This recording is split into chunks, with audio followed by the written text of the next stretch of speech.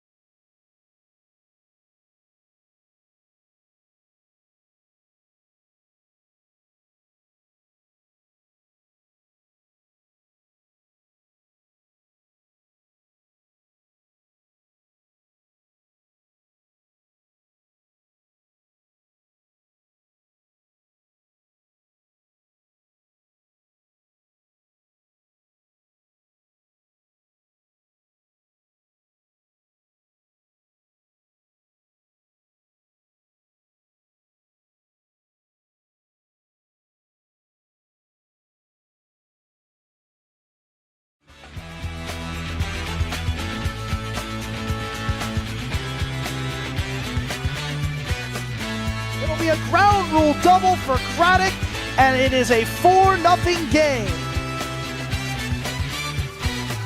Boone kicks and fires. Swing and a miss.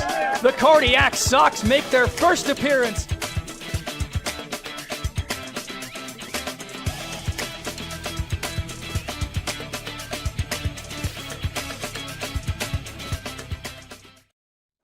Hello and welcome to a sunny Cho Airport Field here on a wonderful Father's Day from Charlottesville, Virginia in central Virginia.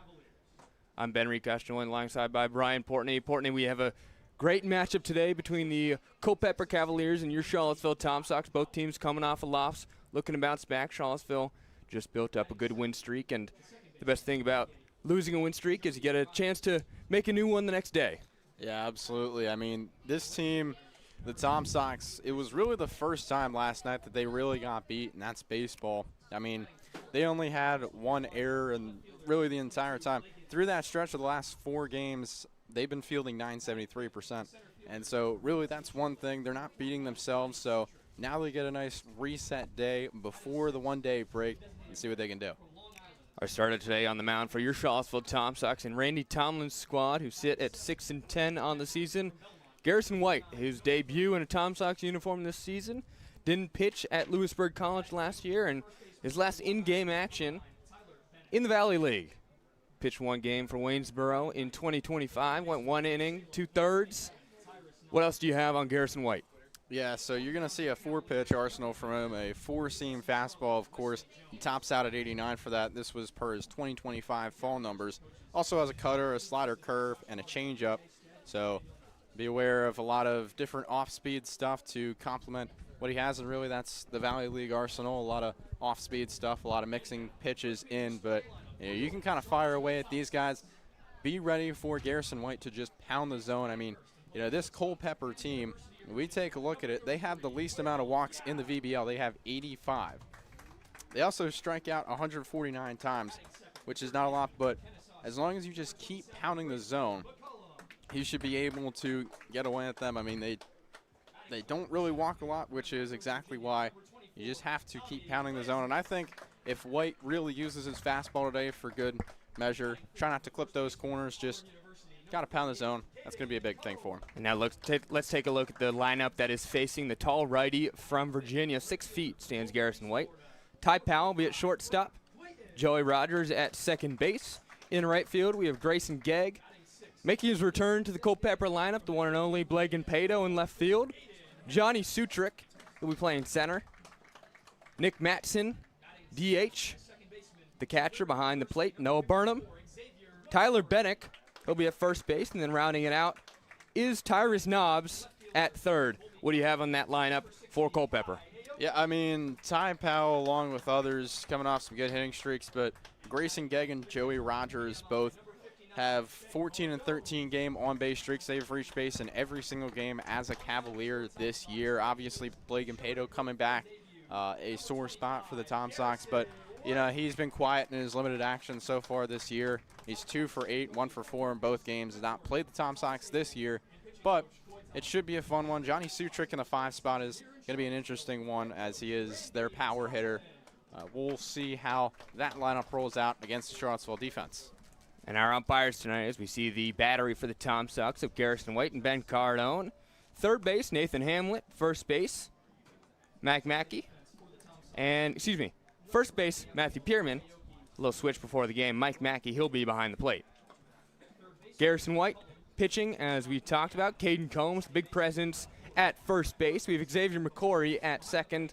Will Yao at short. And Grayson McCollum at third. And your outfield for the Tom Sox, it'll be Kai Aoki in left, Tommy Lansness in center, and Brock Clayton in right. Yeah, I mean, you take a look at that. The one thing that was really retained, and it's the big positive of this lineup, a really defensive alignment, is you have that middle infield of Yao McCory that has been working in tandem just so well over these past couple games. Trying a couple different things out, seeing Lansness out at center. I mean, he's showed that he can make those catches. He's made a couple catches on the liners in the past couple games, and really having that as a presence in the field as well as at the plate is huge. I mean, we got Kai Aoki out in left. We're going to see how he does today. But also Brock Clayton out in right. He's been a catcher. He's been a first baseman. Now we get to see him out in the field. 88 degrees, only a couple clouds in the sky here in Cho Airport Field. A beautiful day for baseball here on a Sunday afternoon. A pleasure to bring it with you once again. I'm Ben Rikash, joined by Brian Portney and Garrison White on the mound, bringing up Ty Powell, the first batter for Culpeper.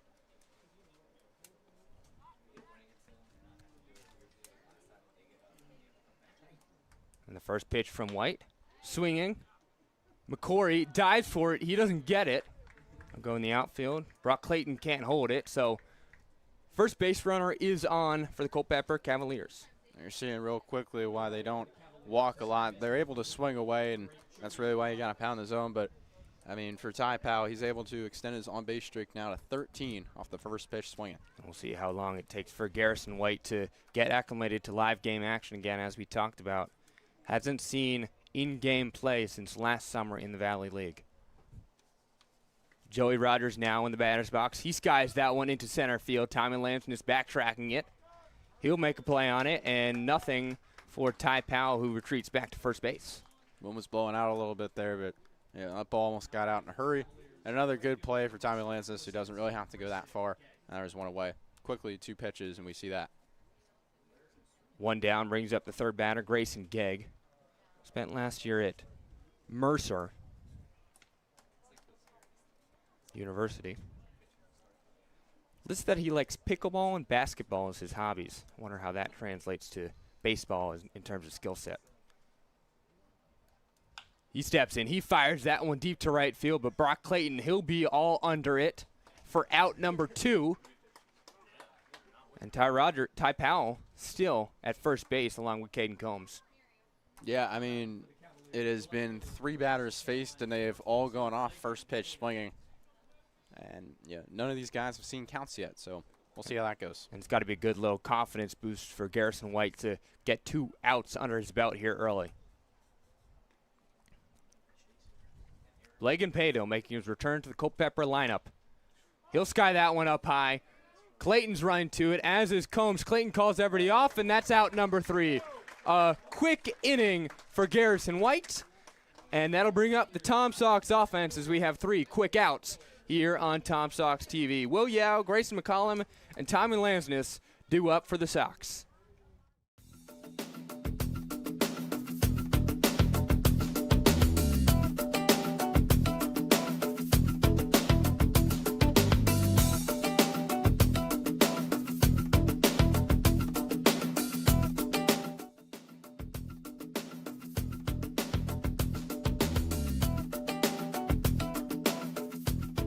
Want to support the Tom Sox? We offer many tiers of sponsorships with numerous benefits. Head to tomsox.org/sponsors to learn more about how you can become a valued partner today. Become a host family today. Host families provide players with a home away from home while building connections that go beyond baseball. Discover the lasting impact that host. 4 pitches, 4 swings, 3 outs for Culpeper in the top of the first inning. It brings up Charlottesville's offense, and importantly, a good lineup for the Tom Sox here today. Will Yao at short, Grayson McCollum at third, Tommy Lansness in center. Batting cleanup, it'll be Caden Combs, the big man from Auburn University. Brock Clayton, a right fielder, who's making his return to the Charlottesville lineup. Aiden Harris, DH. Xavier McCory at second base, Kayaoki in left field, and Ben Cardone behind the plate. Yeah, Xavier McCory, the biggest thing for him is he got his number 54 jersey back. He was playing number 52 the past couple of games, and just as well, we saw him break his hitting streak in that Stanton loss. So it's going to be big to see him after he pinch hit in the Saturday loss to Waynesboro, what he can do to kind of crawl back into it. But you do like Will Yao, Grayson McCollum, Tommy Lansness. That's a 1-2-3 punch that has a lot of speed on the base paths. That's going to be huge because this Culpeper team has only 4 runners caught stealing all year. 53 runners have been able to steal on them all year. And on the mound for Culpeper, Wesley Jones out of UNC Charlotte, last pitched on the 17th against Woodstock. 3 1/3, 5 strikeouts, 2 hits, 2 runs. He's had 3 appearances and over 6 innings in the Valley League so far. He's got a fastball, slider, changeup, able to top out at 95 for that heater. Will Yao steps in, leadoff man, going to UVA next year. First pitch from Jones as Yao shows bunt. He puts it in the perfect place, speeding to first, and he'll make it in time. The speedy Will Yao shows it, and the Tom Sox get a runner on the first pitch. Yeah, I mean, that's Will Yao for you. I mean, he had the amount of runs that he's had over the past couple games, the amount of stolen bases he's had over the past couple games, he's been charging around the base paths, and you see it there. He's had 6 runs, 4 stolen bases in his last 4 games over that stretch. It's been huge. The sophomore from Kennesaw State, third baseman Grayson McCollum. Sees that first pitch for a strike, 0-1 count. The first count for either team, any batter this game. It's kind of funny to see. Baseball is a game of patience, and these guys have been swinging away. It's been fun to see, though. Well, that's why the Tom Sox have succeeded over the last week or so, is their patience and discipline at the plate as McCollum gets ready for the 0-1. That one's hit into center field. It will drop behind the center fielder. Will Yao stop for a second. He'll round second base. He's going home. Will Yao gives the Tom Sox a 1-0 lead with no outs in the bottom of the first inning. I don't even think you need to see pitches through. That guy saw it right away, and really that's batting practice for you. Somebody starts off with a bunt, and then you go out and you swing away. Grayson McCollum just finds it, and it was that is some veteran field awareness from Will Yao to be able to see that ball go over the head of the center fielder in Sutrick. So with no outs, Tom Sox have a runner on second base, a score already on the board, and Tommy Lansness, the VBL South hitter of the week, in the batter's box. He gets the pitch from Jones. Does not swing it as it's just outside. 1-0 count. I believe that's the first ball of the game that we've seen. For either team. Indeed. How about that? The 1-0 from Jones to Lansness. No outs, runner on second. Jones fires. Lansness sees that one go low, and Grayson McCollum backtracked as he's playing a little shadow game with the shortstop. Yeah, Grayson McCollum so far on the year has 6 stolen bases, has not been caught stealing once. 2-0 to Lansness here.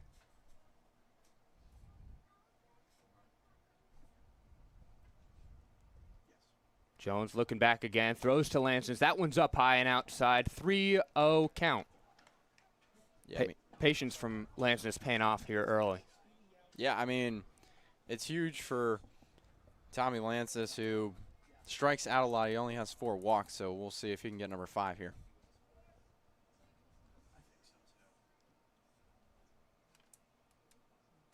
Jones to Lansness. That one hits the zone on the outside corner. 3-1 count.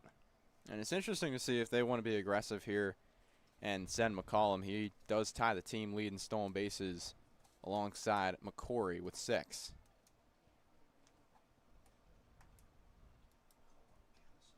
Wesley Jones checks back one more time. He fires to Lansness. That one's up high. That'll give Tommy Lansness the free walk to first base. Base on ball is number 4 for Wesley Jones, number 5 for Tommy Lansness. And this is a huge situation for Caden Combs, who's been looking for that leverage situation all year. I mean, we saw what he was able to do in that last game. He got a double in his first time up, and he was able to get – he's got 2 doubles on the year. Former defensive lineman back in high school, and he's built like it, 6'4", 260. That ball in the dirt. 1-0 count, now runner on first and second. McCollum still dancing back there behind Wesley Jones. Yeah, because of that double play depth, there's a big enough gap between short and third between Powell and Knopps. The 1-0 to Combs right here from Jones. He fires that one. It's the middle of strike zone. 1-1. Combs and Jones are potent, don't even know it. That's what they say. That's what they say. I was going to try to rhyme something with their catcher, but his name is Burnham. I don't know where that goes. 1-1 to Caden Combs.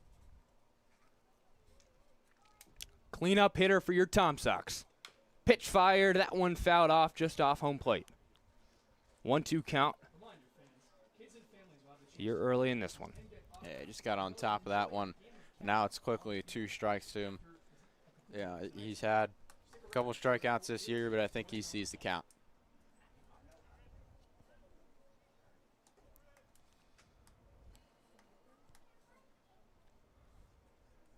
Combs gets ready as Jones fires the 1-2. Combs doesn't swing, and McCollum goes to third, as does Lansness to second. 2 runners in scoring position now for Charlottesville.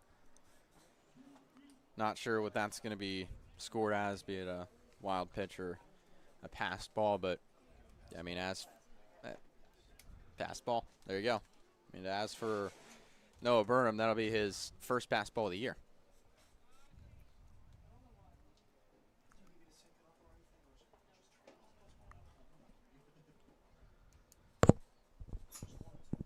Caden Combs gets set as Jones fires. That one down low in the dirt. 3-2 count.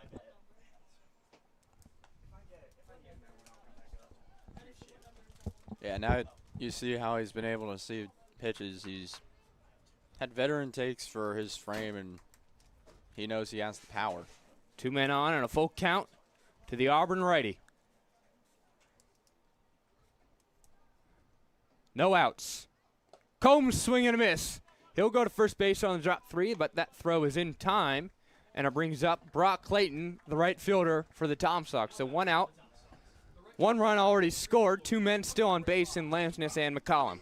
Yeah, that's where that slider curve changeup mix kind of brings into play. He's able to really get some good breaking ball stuff, and once again spikes the dirt, and that's 1 away.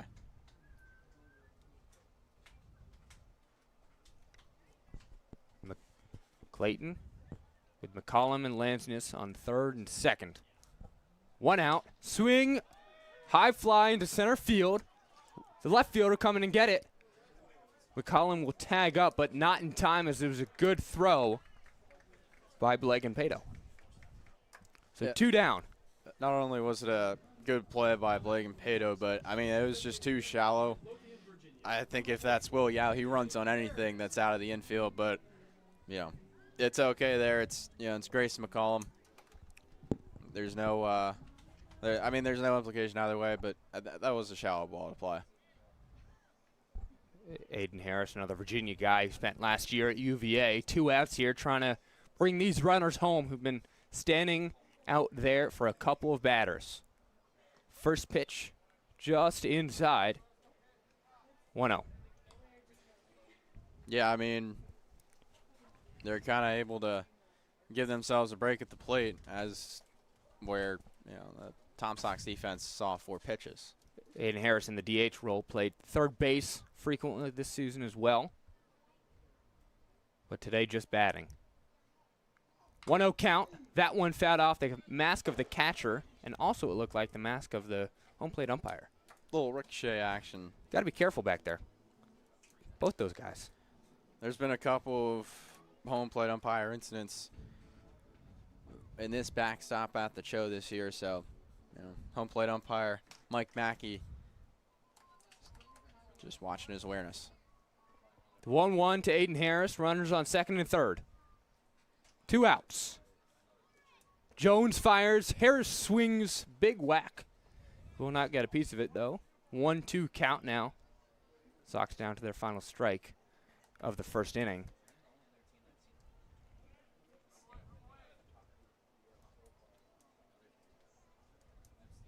Jones picks his pitch. Ready for the righty and Harris. Jones fires. Big swing and a miss from Aiden Harris, and a strikeout for Wesley Jones to end the inning. Not without some damage on the scoreboard, though. 1-0 Tom Sox. At the end of the first, it'll be Culpeper back up to bat after this break.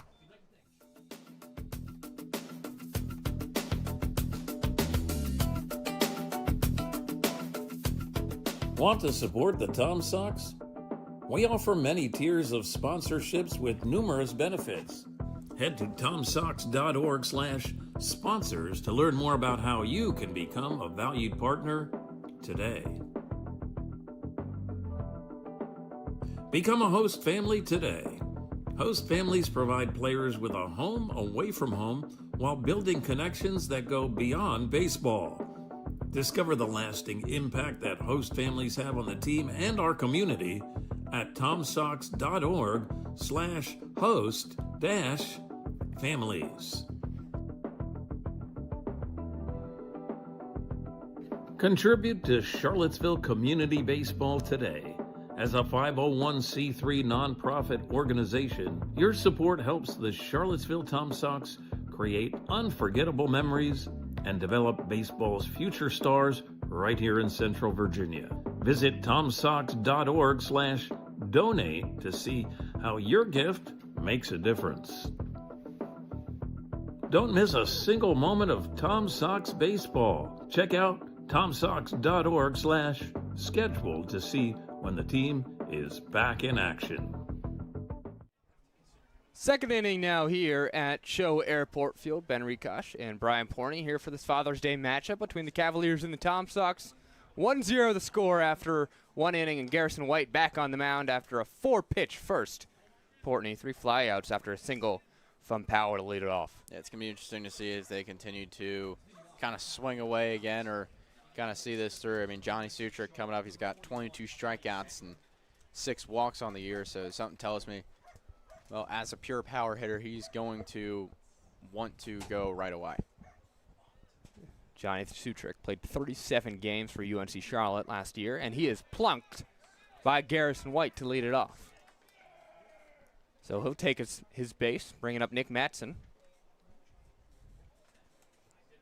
So not a single time in the 5 batters faced has any of them seen a count. So how weird is that? Baseball can be super odd sometimes. I mean, they always have some kind of oddity, and that's what makes the sport beautiful. One runner on as White fires that one just outside, 1-0 count.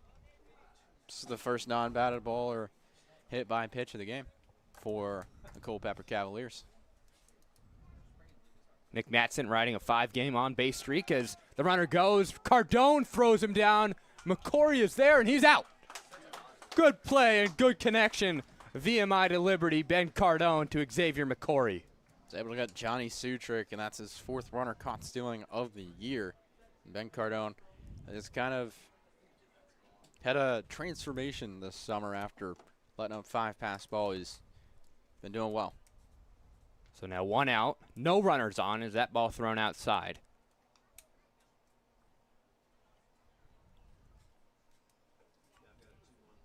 Two-one count here as our home plate umpire signals. Garrison White fires the count. That one's inside, nearly clips him. Nick Mattson in 8 games, hitting 188 for the Cavaliers. 6 hits on the season. 3-1 count from White to Nick Mattson, the redshirt senior from Pennsylvania. White fires. That one clips the zone. 3-2.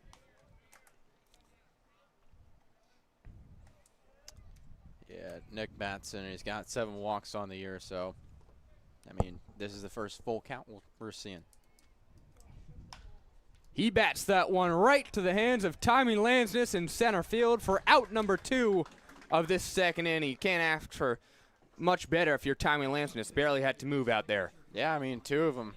Usually the center fielder's the one ranging over the most to his left, right, and up and back. And he's had 2 nice Sunday catches for this Father's Day Sunday. Noah Burnham with 2 outs.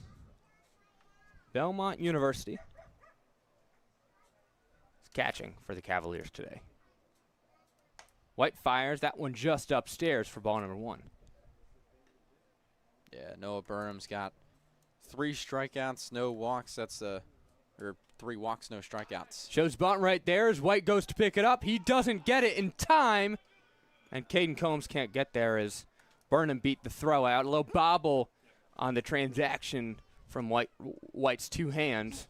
Gets a runner on base. Yeah, it's about taking the extra step there. Is just focusing too much on trying to get the guy or just working on the transfer that it just ends up being that kind of play. So a little single with 2 outs from Noah Burnham to give Tyler Bennick an opportunity to put the Cavaliers on the board. Swinging a miss on the first pitch. White up early in the count, 0-1. And they'll roll that in E1 for Burnham. White just couldn't get his hands on it as he was getting there. Swing and a miss from Bennick once again. 0-2. 2 strikes, 2 outs, runner on first, top of the second. Tom Sox lead 1-0. Garrison White fires, and that one's upstairs. He'll have to get the 2-strike pitch one more time. Yeah, I mean, it's a good start to the at-bat. I think that's just a waste pitch you have there, a little high heater. You want to make a miss there. It's a good miss. The 1-2 count to the lefty. White fires and a swing and a miss. Strikeout, Garrison White. And that is out number 3 in the top of the second inning. So still scoreless for the Culpeper Cavaliers as the Tom Sox bring up Xavier McCory, Kai Aoki, and Ben Cardone in the bottom of the inning.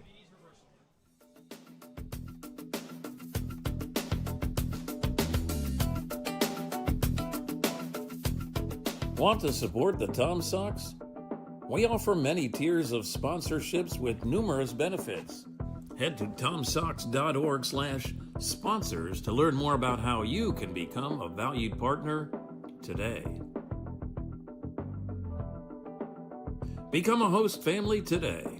Host families provide players with a home away from home while building connections that go beyond baseball. Discover the lasting impact that host families have on the team and our community at tomsox.org/host-families. Contribute to Charlottesville Community Baseball today. As a 501c3 nonprofit organization, your support helps the Charlottesville Tom Sox create unforgettable memories and develop baseball's future stars right here in Central Virginia. Visit tomsox.org/donate to see how your gift makes a difference. Don't miss a single moment of Tom Sox baseball. Check out tomsox.org/schedule to see when the team is back in action. The Tom Sox took an early lead in the first inning, courtesy of the speedy Will Yao, and now bring up another speedster to lead off the inning, Xavier McCory, wearing number 54 today. How about that? Yeah, he got his 54 jersey back. It's nice to see, and it'd be nice to see how he can do. He batted out of a hitting streak in the Stanton loss, had a pinch hit against Waynesboro yesterday, and now he's back in the starting lineup.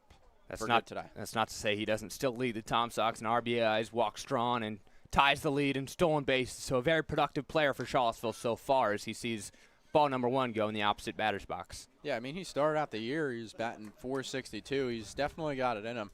Early returns were promising for him. Now he's just got to deliver in the middle of third. 1-0 count to McCory. That one down low, 2-0. Still Wesley Jones on the mound. Yeah, we're seeing a lot out of Wesley Jones. He keeps pounding that lower half with the changeup, changeup, and the Tom Sox keep biting. Jones wearing 50, McCory wearing 54 as he throws that pitch outside. I'll say that we don't usually get a combined number between the batter and the pitcher above 100. Yeah, but, I mean, 54 can also be the contact level of Xavier McCory on a scale of 1 to 60. 3-0. Jones, and no swing from McCory. He sees that one going in the dirt, and a free base for the leadoff man. Yeah, it's walk number 11 of the year, and as we talked about with streaks, the good thing about, not having the streak anymore, having a streak snapped, is you can just start it again, and, well, his on-base streak has started with 1. Coyote, his 5th game of the Valley League season here so far. Last played on Saturday, went 0 for 2. From Lexington, Kentucky, the son, as we're talking on Father's Day, of the head coach of the University of Richmond.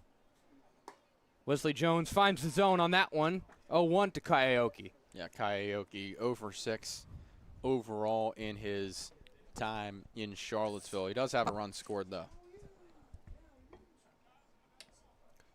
Aoki the 0-1. Runner on first. No swing from Aoki there, and a good decision as that ball is low. Yeah, that's why the Tom Sox have been more patient as of recent, because they're not fooled by it. Now you see Jones is trying to pound it with all change-ups, and the batters aren't fooled. McCory a couple steps leading on first. No swing from Aoki again. And that ball is about the same exact place, down low below his knees. Kind of like a slider that time, though. 2-1 count now. Number 60 in the box. So an even higher numerical combination than last at-bat. With 50 and 60 right here as McCory goes. The throw will be in time, but he gets in there safely as it was just thrown too high. Xavier McCory, another stolen base on the year, officially takes the Tom Sox lead for most on the season.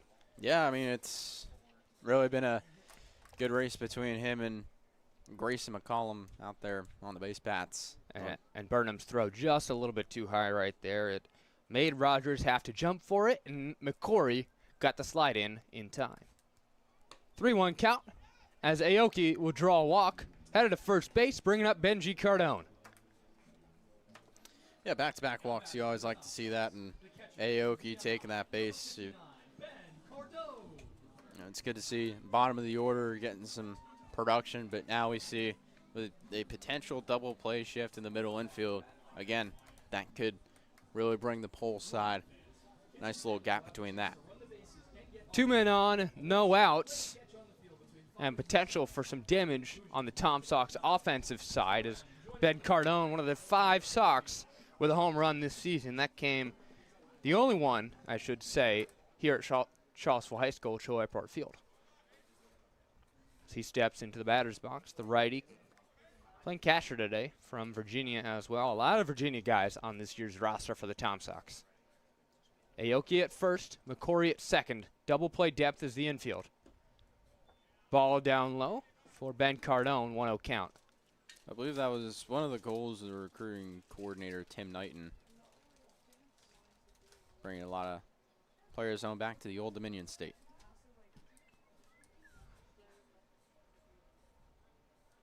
Jones up there, checks back to McCory at second. He fires to home plate. That ball in the strike zone for number 1 of the at-bat. 1-1 count. Yeah, I think he's adjusting now. He's going from the changeup now to the slider, and we'll see if he continues that in this at-bat and forward. Wesley Jones surveys as the second baseman and Xavier McCory back there playing a little limbo as that one fouled off back to the fence. If there was no fence there, we could have caught it. Instead, Will Yao gets it, flips it to the home plate umpire. Yeah, sometimes you got to put up the phantom hand up just to try. Always a gesture. Xavier McCory and Ty Rogers doing the tango out at second base. As Wesley Jones throws the 1-2 to Ben Cardone. That one outside, 2-2 count.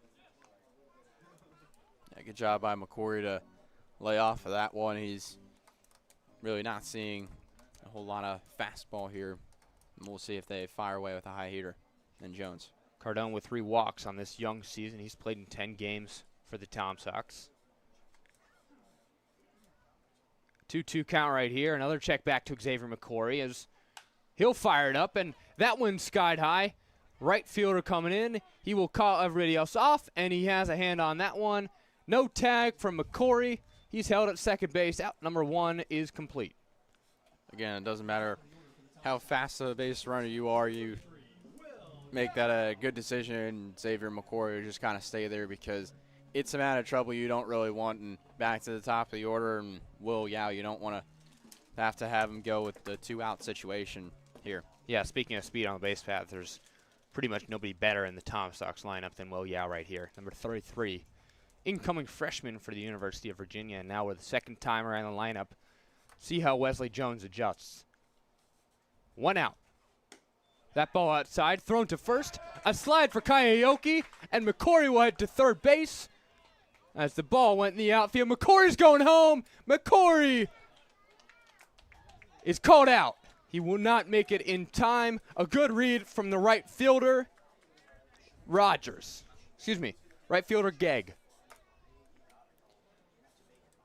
Yeah, that's not a decision you go with right there. I mean, it was good on him to hold off on tagging to third in the first place, but you know, his eyes got wide, got a little trigger happy, and by the time he was halfway down to home plate, he had to just commit.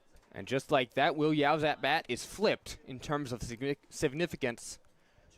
No runners in scoring position, still runner at first as he swings at that one, and 2 outs now for the top of the order.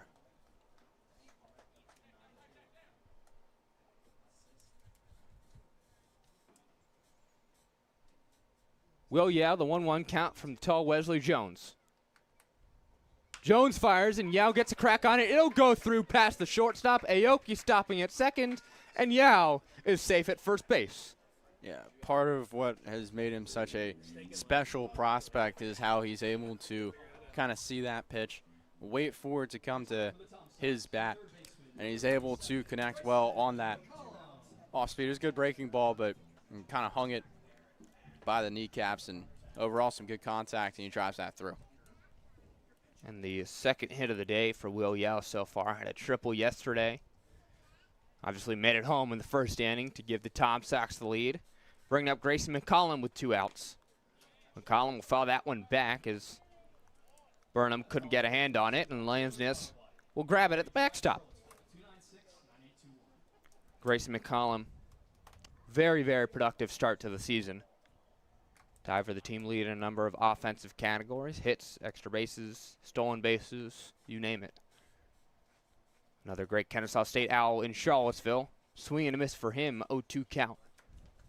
2 outs. As much as it has been, though, he has ended the inning more than anybody else on the Tom Sox team. He's 1 for 20 with 2 outs. Well, 2 outs right here. 2 on, 2 strikes for number 27. The 0-2 count thrown up high over his head, as it was Burnham that had to jump and grab it. Now a 1-2. It's an interesting profile. When he has the heater, he misses high. When he has the changeup, he's still not able to get the zone, but it's some good swing and miss stuff. Wesley Jones checks back at Aoki on second. No swing from McCollum there. In the dirt outside, 2-2. Yeah, I mean, though I'm sure if you kind of throw the low fastballs, it just becomes predictable and everybody starts adjusting their swing to that. The 2-hole hitter for McCollum, if he reaches base, it'll be Lansness and then Combs. McCollum with 2 outs, 2 runners on, 2 strikes, 2 balls. That one hit high in the air. Going back as the left fielder, he'll settle under it, and that is caught for out number 3 here in the second inning. 1-0 the score after a squandered opportunity for the Tom Sox, and we head to the 3rd inning here at Show Airport Field.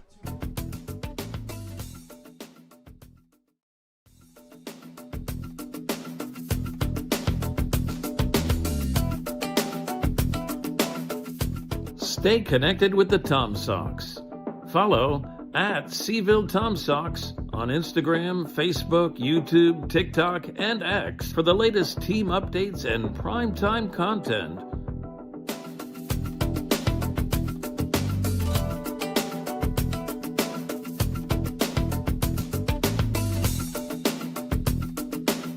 Explore our redesigned website at tomsox.org for everything Tom Sox baseball, and sign up for our no-cost email newsletter.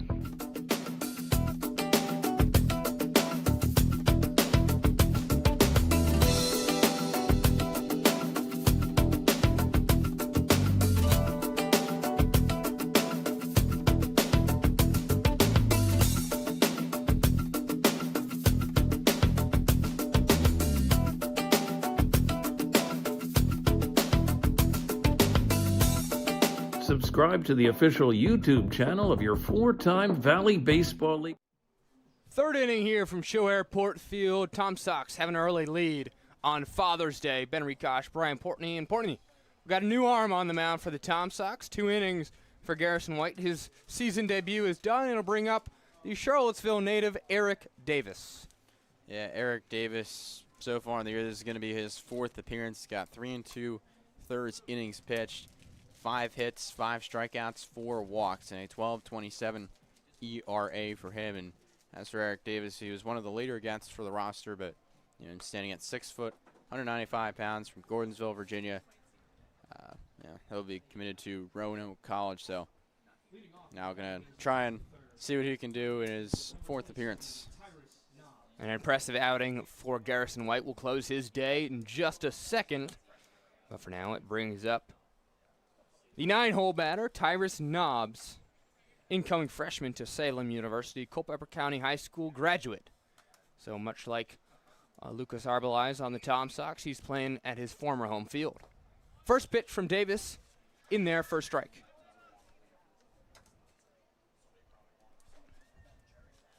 Tyrus Nobbs, so far this season, second on the team in walks drawn with 10 in 10 games.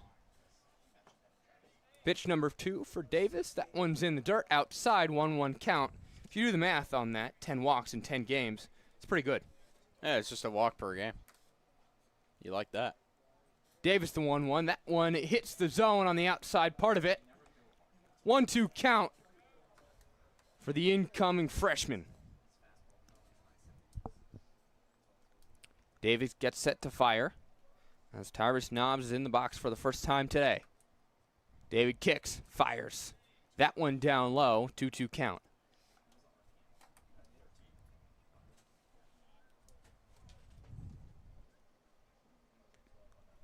So Eric Davis, the lefty from Gordonsville, going to Roanoke. Full count now for Nobbs from Davis. Yeah, Tyrus Nobbs, another hometown guy playing in his own high school, as you talked about. Culpeper County High School. Swing and a miss. That's strikeout number 1 for Eric Davis as he takes the mound on Sunday afternoon. It's back-to-back punch-outs from the Tom Sox pitching staff, and you like him going down low. That's where the Tom Sox bats were kind of missing earlier, and he's able to do it again on that breaking ball. Top of the order now for the Culpeper Cavaliers as it brings up Ty Powell. Powell reached first base in the first inning. Shows bunt right there, but pulls back for ball number 1. Yeah, now, once again, it's Ty Powell batting .308 on the season coming into it. And a little conversation here between the umpire, Mike Mackey, and it looked like it was Eric Davis and Pierman at third. I don't know exactly what they were saying, but nonetheless, 1-0 count from Davis as he fires to Powell. That one outside to the opposite batter's box in the dirt. Well, I mean, it's a different pitcher. It's a different attitude. Ty Powell had that first pitch single back in the first to lead off the game. Now he's seen it in the count. That one hits the strike zone for Eric Davis, who picked up a strikeout in the first batter and now has a 2-1 count for his second. Yeah, as for Powell, he's struck out 15 times on the year. Outside, ball 3. Powell from Texas. Had interest from nearly every university in Texas, Baylor, Dallas Baptist. He ended up choosing Texas State, a great program down there in the Sun Belt in San Marcos. He'll walk. Powell is Rogers next up. Rogers part of that 3 pitches, 3 outs sequence in the first inning. Yeah, I mean, once again, you know, there's strikeouts here, strikeouts there, but it comes down to those close counts. Yeah, as for Powell, he just kind of saw what Davis was able to do, just kept moving at glove side, and he knew that wasn't going to catch the zone at all. The 5th walk given up on the year for Eric Davis, as that one is thrown, clipping the strike zone for strike number 1. And Eric Davis, he's a youngster, much like Lucas Arbeliz, Will Yao, Tanner Crater early in the season. Takes a minute for them to get adjusted in this college setting as that one is swung on. It's hit deep. The left fielder going backtracking. Kaiyoki gets under it for out number 2, and the runner held at first base. I mean, that was a good drive. It's just Aoki was able to, well, all he had to do was just back up. It was a simple play, and now, you know, you get 2 away. It's good. It's leverage against the top of the order, and you want to just shut it down here and let your bats do the work.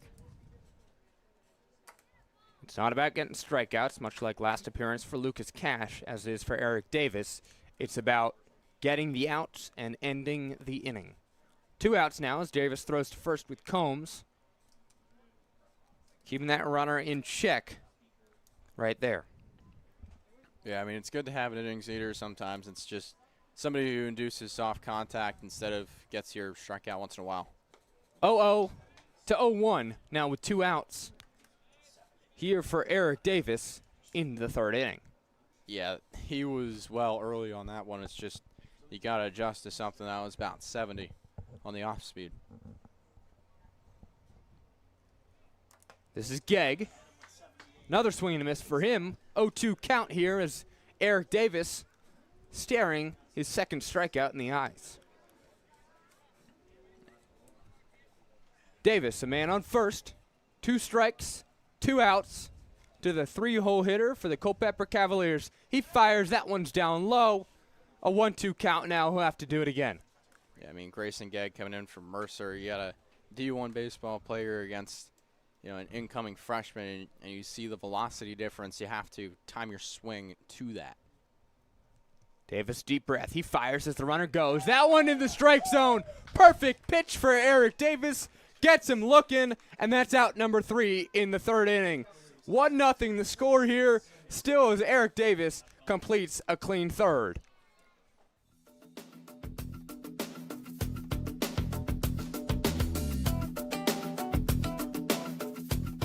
Want to support the Tom Sox? We offer many tiers of sponsorships with numerous benefits. Head to tomsox.org/sponsors to learn more about how you can become a valued partner today. Become a host family today. Host families provide players with a home away from home while building connections that go beyond baseball. Discover the lasting impact that host families have on the team and our community at tomsox.org/host-families.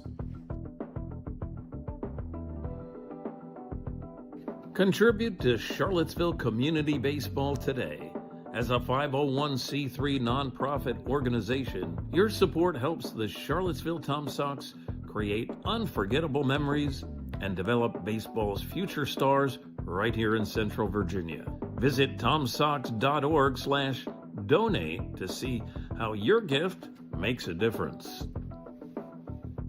Don't miss a single moment of Tom Sox baseball. Check out tomsox.org/schedule to see when the team is back in action.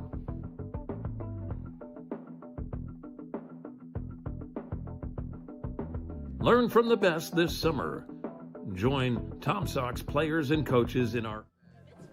A good crowd here at Show Airport Field for the Father's Day matchup on Sunday afternoon. Wesley Jones still on the mound. Tommy Lansness up to bat. Yeah, it's going to be interesting to see how long he goes out for. His longest appearance of the year has been 3 1/3. Right now he's on inning number 3, so we'll see. Lansness, a productive year so far, reached base by a walk in the 1st inning. We'll see what the 3-hole hitter for the Tom Sox can do in this 3rd inning of play. As Jones fires the first pitch, that one's outside for ball number 1. And talking about what happened in, the last frame, it was a looking strikeout by way of a 66-mile-an-hour off-speed. Eric Davis, productive by any means necessary. Pitch number 2 outside for ball number 2. 2-0 count here. Tommy Lansness with no outs. He's working the slider down. He's working both of his off speeds down right now. I mean, on the changeup, it speaks for itself. It's a breaking ball. 3-0 count now to Tommy Lansness as he did not flinch on that pitch that Burnham had to jump up and go to the other side and grab. Again, it goes with the fastball. 90 miles an hour again. But now it's 3-0, so we'll see if he locates here. Might be a get me over. Lansness from Jones right here, the 3-0. That one's upstairs, and he'll take his base on a 4-pitch walk. Walk number 2 for Tommy Lansness brings up Caden Combs, the power hitter, in the cleanup role for your Charlottesville Tom Sox. Now, this is a guy you cannot have a 3-0 count to because, or even a 3-1 count to, because he does have the frame to take you deep, and he's had those 2 doubles so far this year, looking to convert on one more. Combs, the righty. That one down low in the door. Four straight balls to open the inning for Wesley Jones.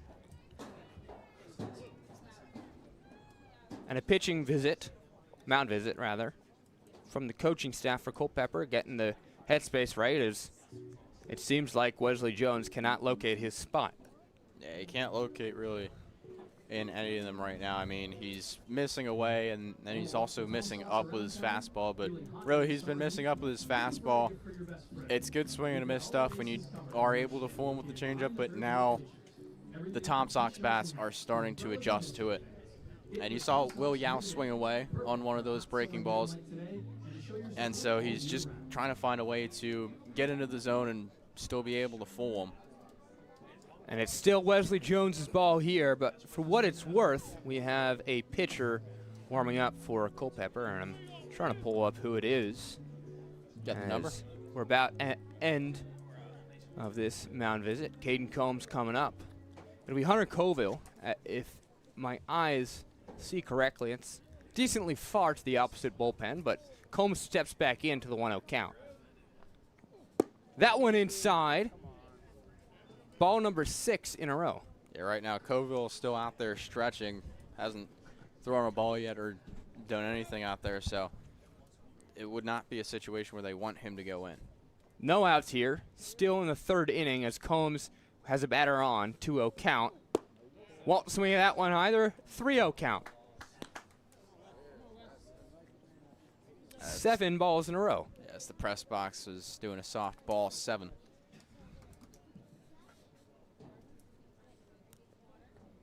Taken from Penn State and Texas A&M student sections. Caden Combs lines up against Wesley Jones. That one's outside. Ball number 8 in a row and walk number 2 in a row. He's overcorrecting there. That's 90 miles an hour on the fastball. He was missing up, and now he's just missing shoe tops. So you get back-to-back walks to start out the inning. And you bring up Brock Clayton. It might be the right guy to try and readjust against. A member of the Tom Sox team last year. He had a home run. He had 8 RBIs on 18 hits. See what it can do with no outs and 2 runners on. The lefty from Florida shows bunt, pulls back. That one caught a ball. Ball 9.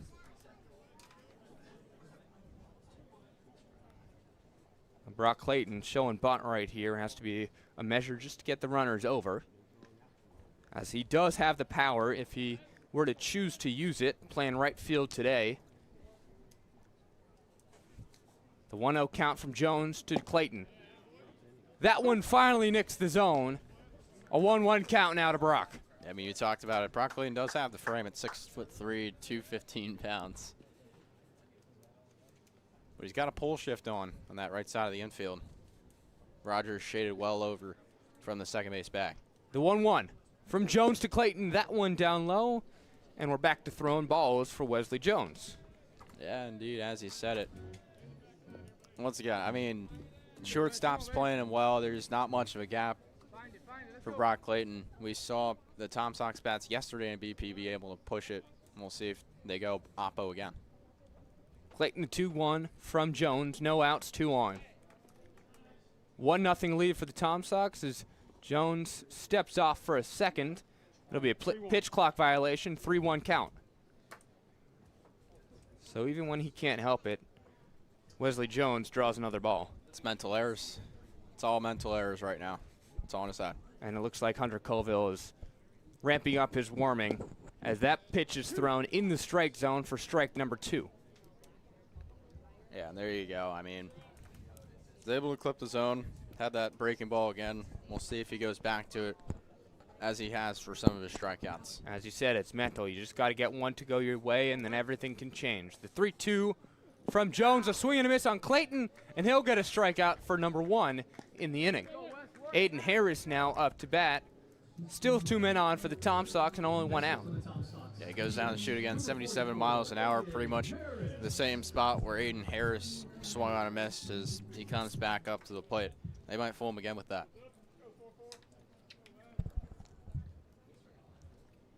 Harris, the DH, power hitter from UVA.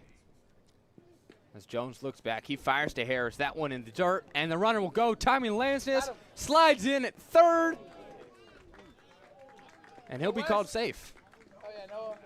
No, he's out. It's my mistake right there. Little discussion from Randy Tomlin, third base umpire, and Tommy Lansness on if he was gotten or not, but that's out number 2 of the inning. Yeah, it's just a tough break. It's first time being caught stealing of the year. It's never good the first time you get called out like that on the base path. Pitch thrown inside to Aiden Harris as he draws the 2-0 count. So now only one runner on. The second Tom Sox member caught stealing this game. Jones fires, swing and a miss from Harris as Burnham picks it right back up. Now 2-1 count with 2 outs and only a runner on first base. Yeah, you just got to be able to see in the count again. Aiden Harris has hit in every single one of his 6 games that he's played for the Tom Sox. After the strikeout, he looks to recorrect. Jones fires, check swing from Aiden Harris. Did he go? No, he did not. 3-1 count. Yeah, you saw he was really, really motioning towards doing it. It was a really, really good take. And good discipline from Harris, as we've seen from the Tom Sox over the last week at the plate. Jones is 3-1. As Harris is in the box. He fires. That one hits the strike zone. Aiden Harris knew it. Full count, 2 outs. Runner on first base. He's able to find the zone lower half with a fastball. Maybe he goes there again. As we've seen, Harris has been able to miss low.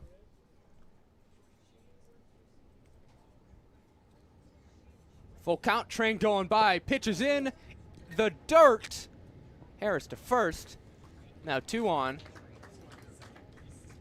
Bringing up Xavier McCory.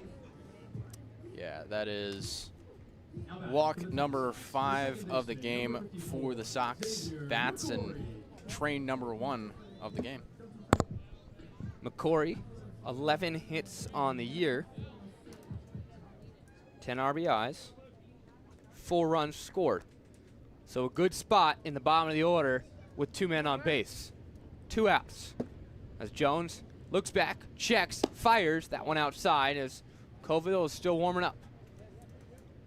Yeah, Colville now has some time to work with, and it's been good for Jones to just be able to hold it here. Still a situation for him to handle. McCory with dirt on the 4 of the 54. Really taking advantage of wearing the right jersey today. 2-0 count for the X Factor. X Factor getting his money's worth, and that's quite the nickname you gave him. I feel like Xavier already has a lot of nicknames. He's only been with the Sox for a couple weeks now. Some people call him the X Factor, X-Man, Xavier, 52, 54. 2-0 count to Xavier. No swing, but in the strike zone for 2-1. And on the topic of nicknames, the guy at second, Kagan Combs, has been called Riz and Big Riz as well. He's a big guy. He deserves that nickname. 6'4", 220? 260. 260? Big guy. Offensive lineman, defensive lineman type of build. 2-1 count for McCory. Jones looks with 2 runners on. Pitch clock violation again. And they'll add another ball to the count. A 3-1 now for Wesley Jones. Mental and physical discipline, important both the hitting and pitching side. A lot of the errors are mental errors, though. Even the physical ones. A 3-1 now. 2 on.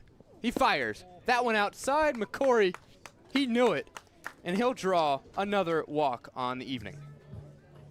Evening, afternoon. Whatever it is. Evening, afternoon, whatever you want to call it. PA announcer calls it night, so. There we go. Kaioki as another mound visit. And this will bring in a new pitcher as he signals to the bullpen. Wesley Jones' day is done. We'll take a quick break here on the Tom Sox Broadcast Network and be right back with the new arm and the final line for Wesley Jones.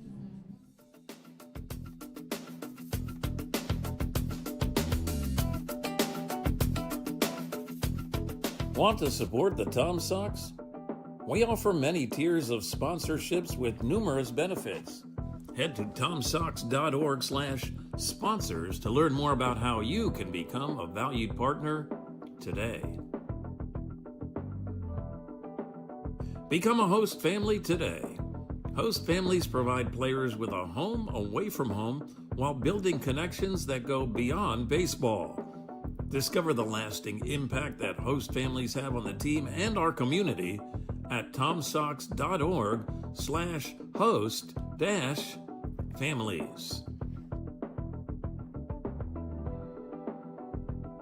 Contribute to Charlottesville Community Baseball today. As a 501c3 nonprofit organization, your support helps the Charlottesville Tom Sox create unforgettable memories and develop baseball's future stars right here in Central Virginia. Visit tomsox.org/donate to see how your gift makes a difference. Don't miss a single moment of Tom Sox baseball. Check out tomsox.org/schedule to see when the team is back in action.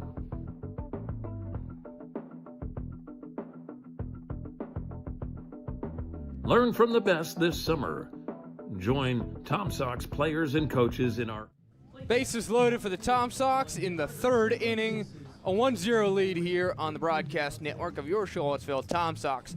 A beautiful Sunday afternoon. Ben Rikosh, Brian Portney. The first pitcher, his day is done. It brings up none other than number 23, Hunter Koval. But before we get to him, what do you have on Wesley Jones? Yeah, Wesley Jones' final line. He had 2 innings pitched. He had 4 walks and 2 strikeouts, also 3 hits, and an earned run to boot. And, well, the total pitches and strikes were really telling in that one. 27 balls to 18 strikes. Wow. Well, now we take a look at Hunter Koval's numbers. Hunter Koval, the righty from Fredericksburg, Virginia, spent his year at Bridgewater College, where he played 17 games, 22 innings, a 4.50 ERA with 13 strikeouts and 15 walks. In the Valley League so far, he's pitched 4 games, 9 innings, 12 strikeouts as he'll face Aoki for the first batter.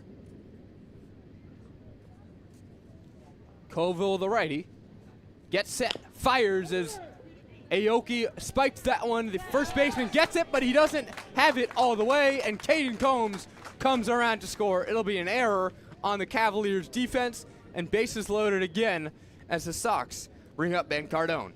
Look, Aoki would have wanted that one to just be an earned single, but that is just a beautiful contact. It's just a nice tapper, and that's a way to establish your presence early, not have any kind of factor come in.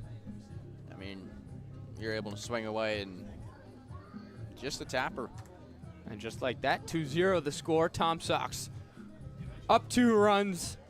A good outing for the pitching staff, helping them as well. First Garrison White, then Eric Davis.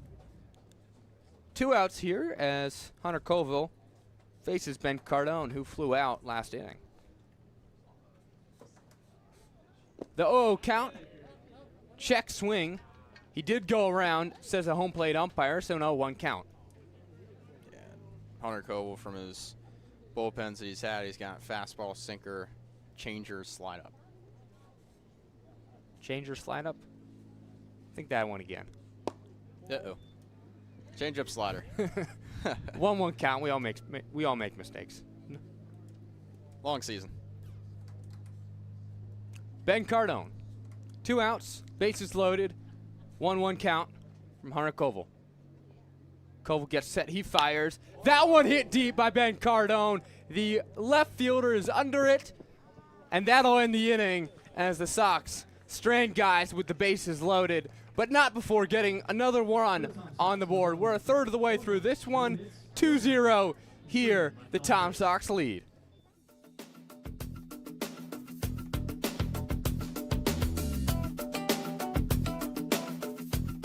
Want to support the Tom Sox? We offer many tiers of sponsorships with numerous benefits. Head to tomsox.org/sponsors to learn more about how you can become a valued partner today. Become a host family today. Host families provide players with a home away from home while building connections that go beyond baseball. Discover the lasting impact that host families have on the team and our community at tomsox.org/host-families. Contribute to Charlottesville Community Baseball today.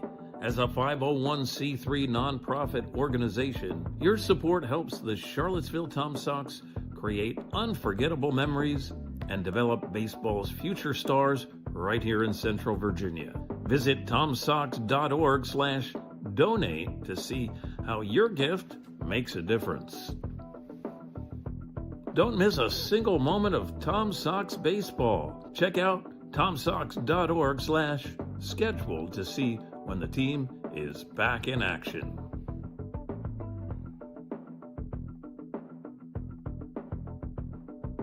Learn from the best this summer. Join Tom Sox players and coaches in our annual summer camps. It's a chance for kids ages 6 to 12 to learn from the past, present, and future of baseball. Into the fourth inning we go as the dads race on the third base line. It looked like the Tom Sox host father won over the Culpeper host father. And your Charlottesville Tom Sox on the field have a 2-0 lead, Portney. Yeah, I mean, it was a little bit of a limp to the finish, but the Tom Sox dad was able to finish it, and congratulations to Thomas for that. Thomas the Tom Sox. Thomas Sox. Yeah.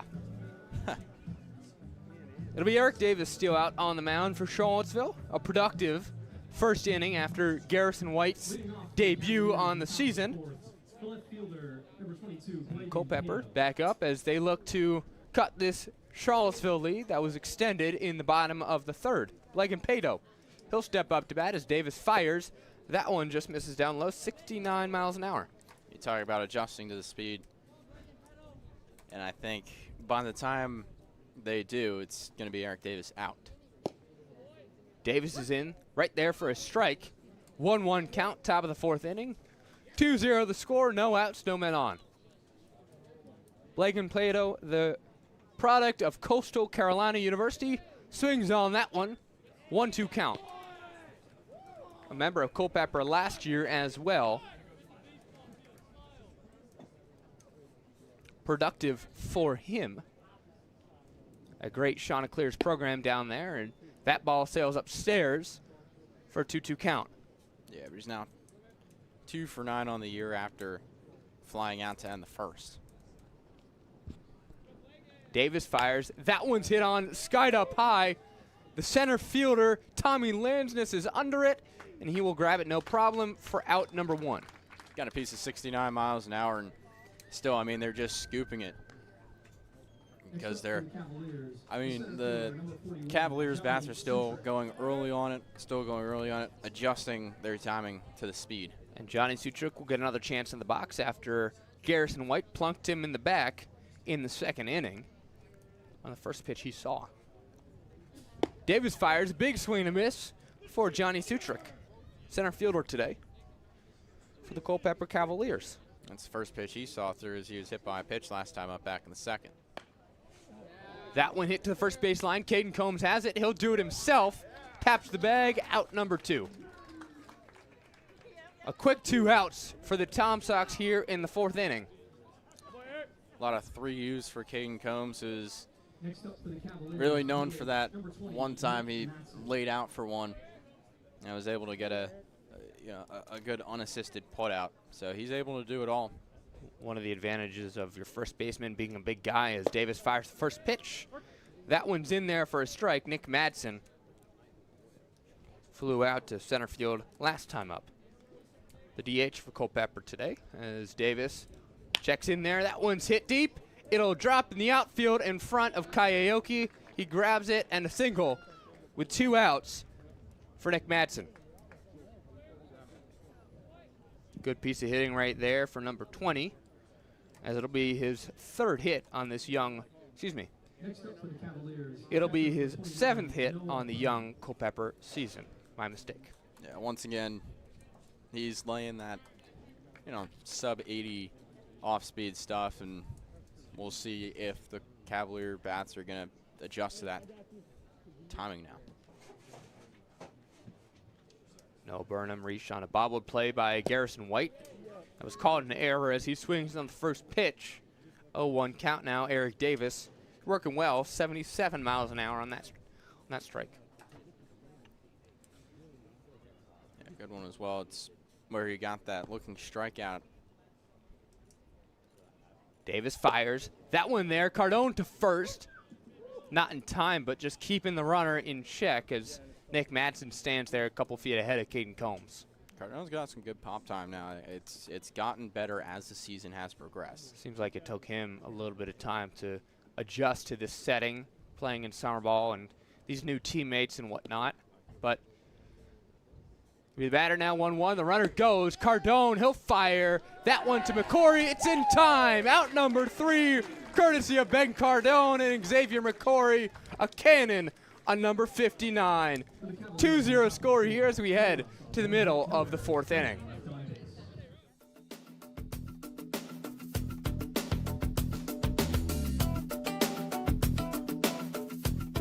Want to support the Tom Sox?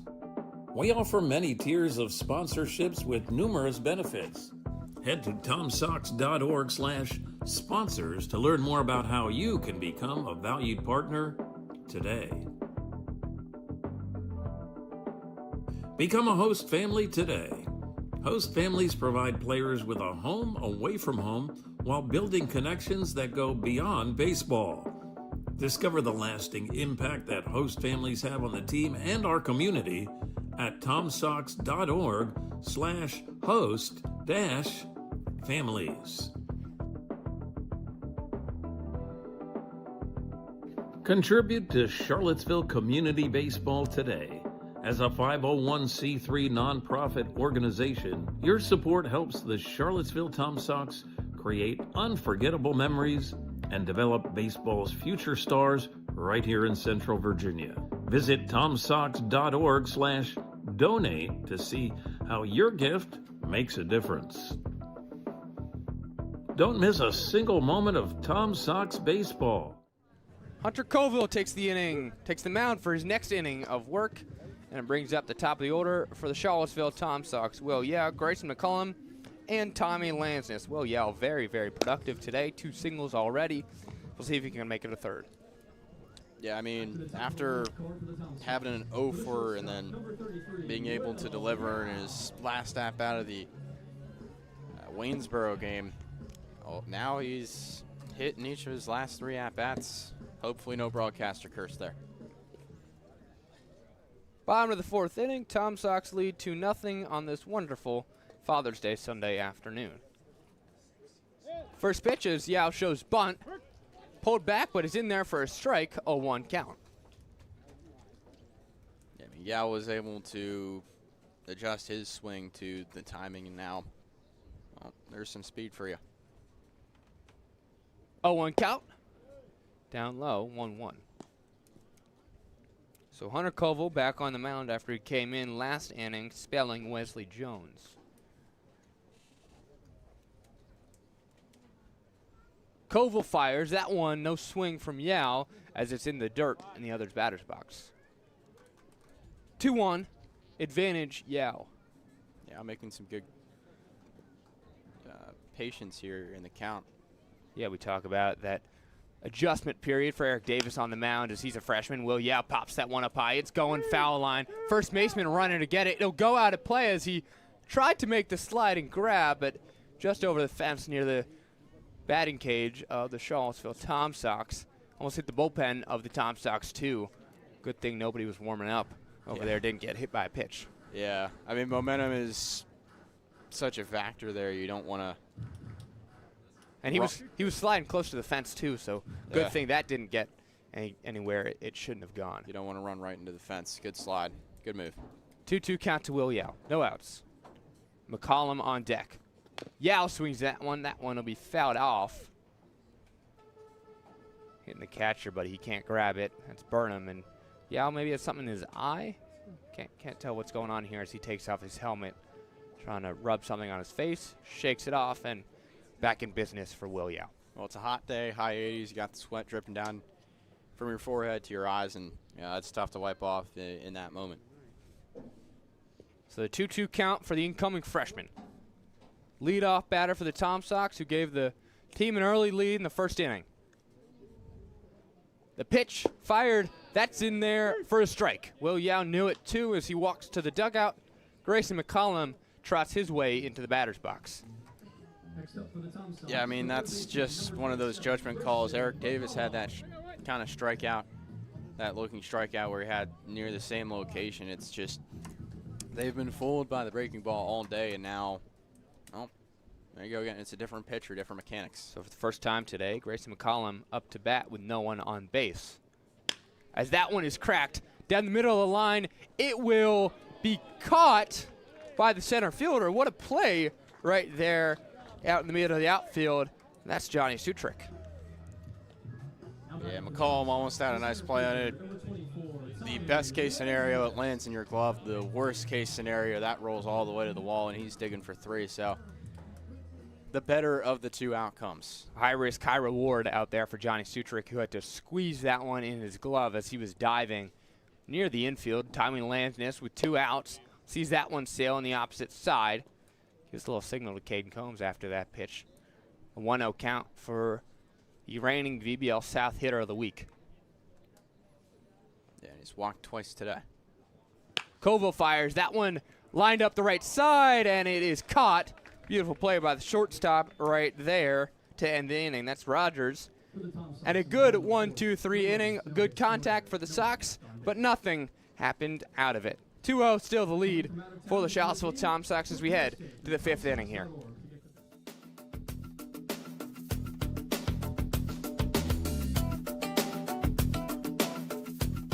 Want to support the Tom Sox?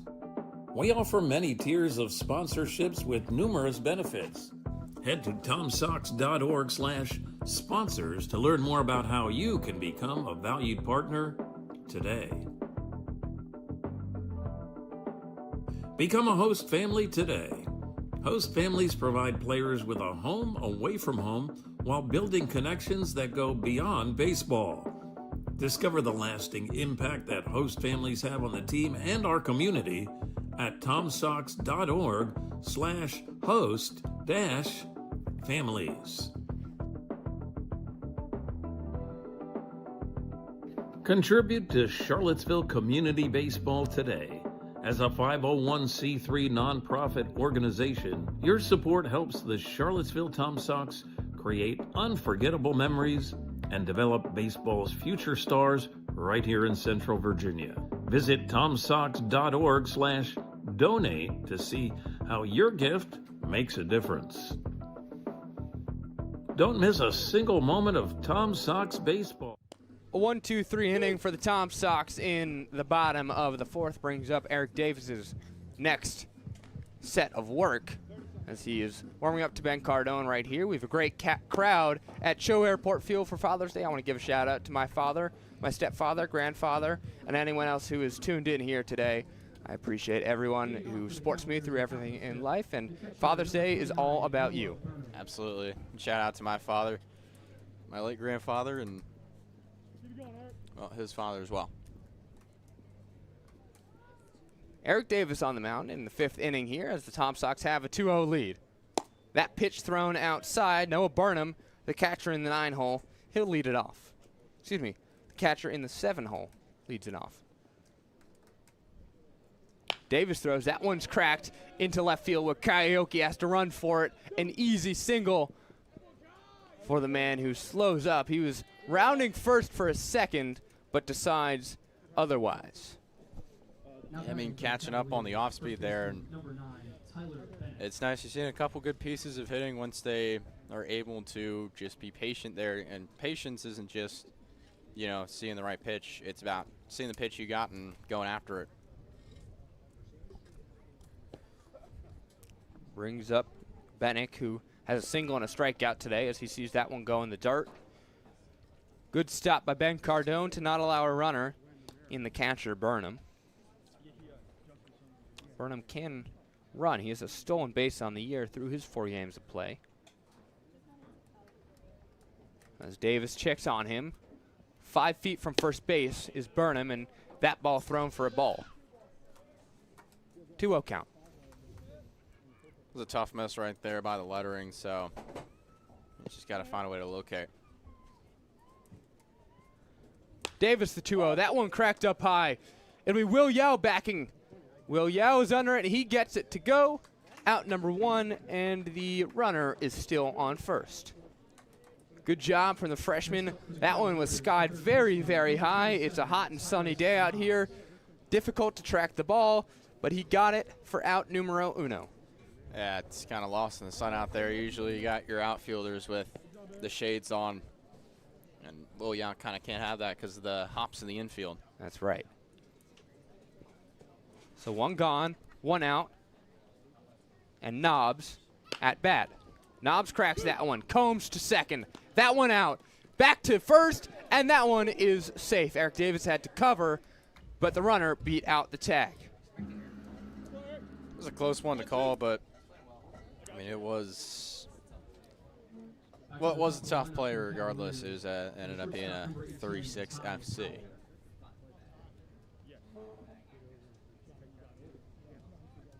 Top of the order now. As Nobbs is on first with 2 outs. And Davis still on the mound. It's Ty Powell. Powell, a single and a walk in today's game. Davis, that one hit. Kayayoki is under it. And out number 3 as we're halfway through this contest at Show Airport Field. The Tom Sox lead 2-0. And I'll send it over to my partner, Brian Portney, after this quick break.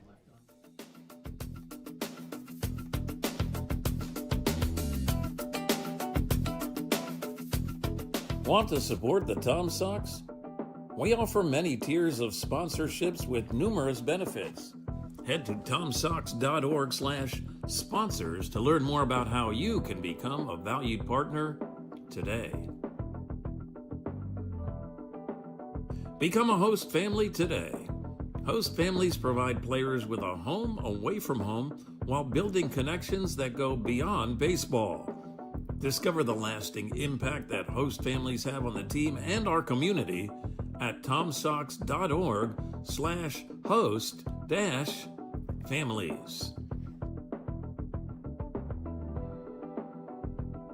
Contribute to Charlottesville Community Baseball today.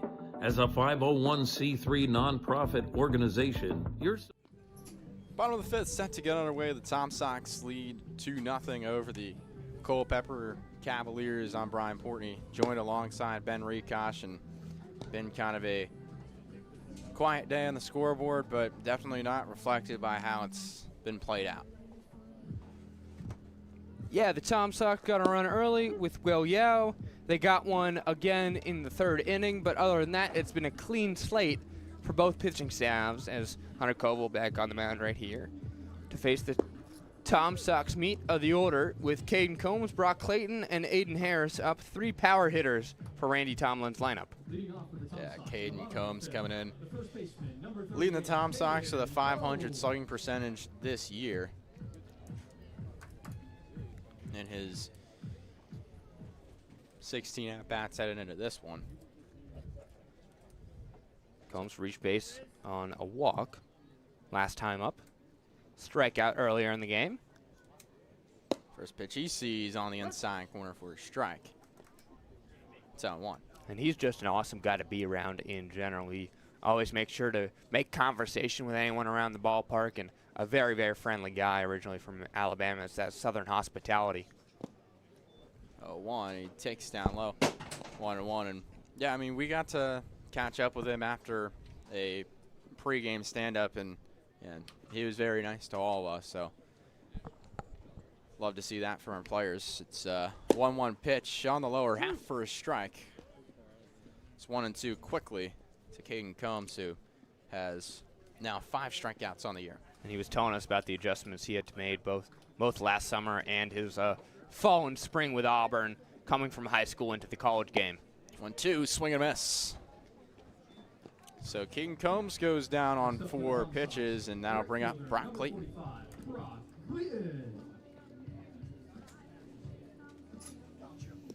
Brock Clayton 0 for 2 today. Also had a strikeout swinging back in the 3rd. That was his last time up. Good enough gap between Rogers and Powell in the middle infield, as Rogers shaded well off the second base bag. First pitch to Clayton by the shoe tops. a ball and no strikes. And we have to wonder, as we saw Will Yao last inning at bat wiping the sweat off, how much this heat is getting to both these teams, as it's well above over 85 degrees, close to 90 at this point. Sun is out, barely any clouds. It's a beautiful day for baseball, but as always, hot and dangerous. 1-0 is smacked out of the backstop, and yeah, it was about 88 by the time of first pitch, so weather said it was cloudy in the area, and any clouds that were there have mostly cleared up. Well, a couple of clouds out in right field, but not really affecting the game. A 1-1 to Clayton. Misses outside. 2 balls, 1 strike. These 3 o'clock starts, which we have several of this year at Cho Airport Field, are a lot of fun, but the heat sure can get to you if you're standing outside, playing, working, coaching the game all day. 2-1. Swing and miss down the chute. And so quickly a 2-strike count for Brock Clayton. Brock Clayton, on the year, he has 5 strikeouts, now 6 after the 1 in the third. So he'll still face that pole shift. The bases are empty. 1 man gone. Bottom of the 5th. 2-2, swing and a miss. That's strikeout number 2 of the game for Clayton, and 7 on the year for number 45. A returner with expected production has not lived up to what he did last year with the Sox. 269 batting average in 2025, now below 150 in 2026. And now the back-to-back strikeouts brings up the first inning strikeout victim, Aiden Harris.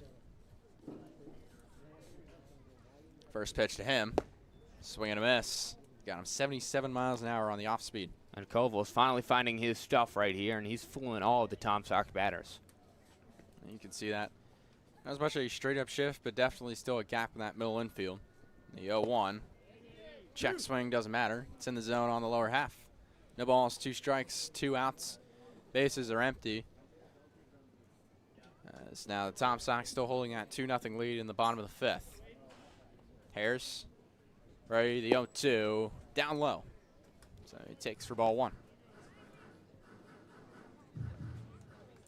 And to strike out the side here will be a huge confident boost for this entire Culpeper staff, as they're looking to put their first run on the board as they go back to offense next inning. 1-2, that's smacked on the ground to second, able to make the play he can't.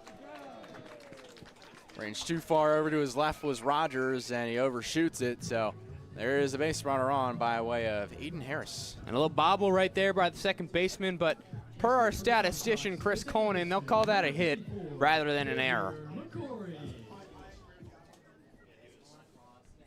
That was, well, I mean, he was able to make it out of the way, as now that'll bring up Xavier McCory. No true at-bats today, but he does have 2 walks.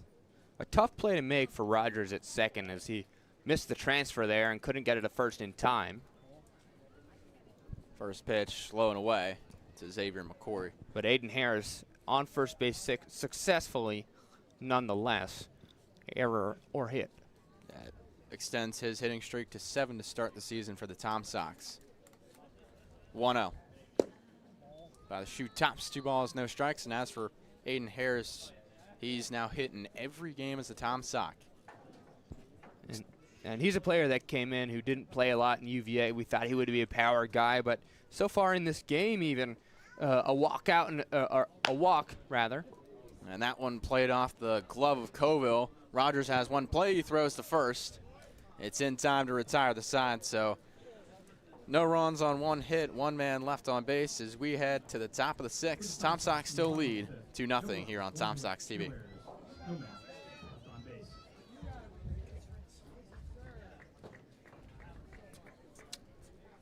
Oh, my bad. Yep.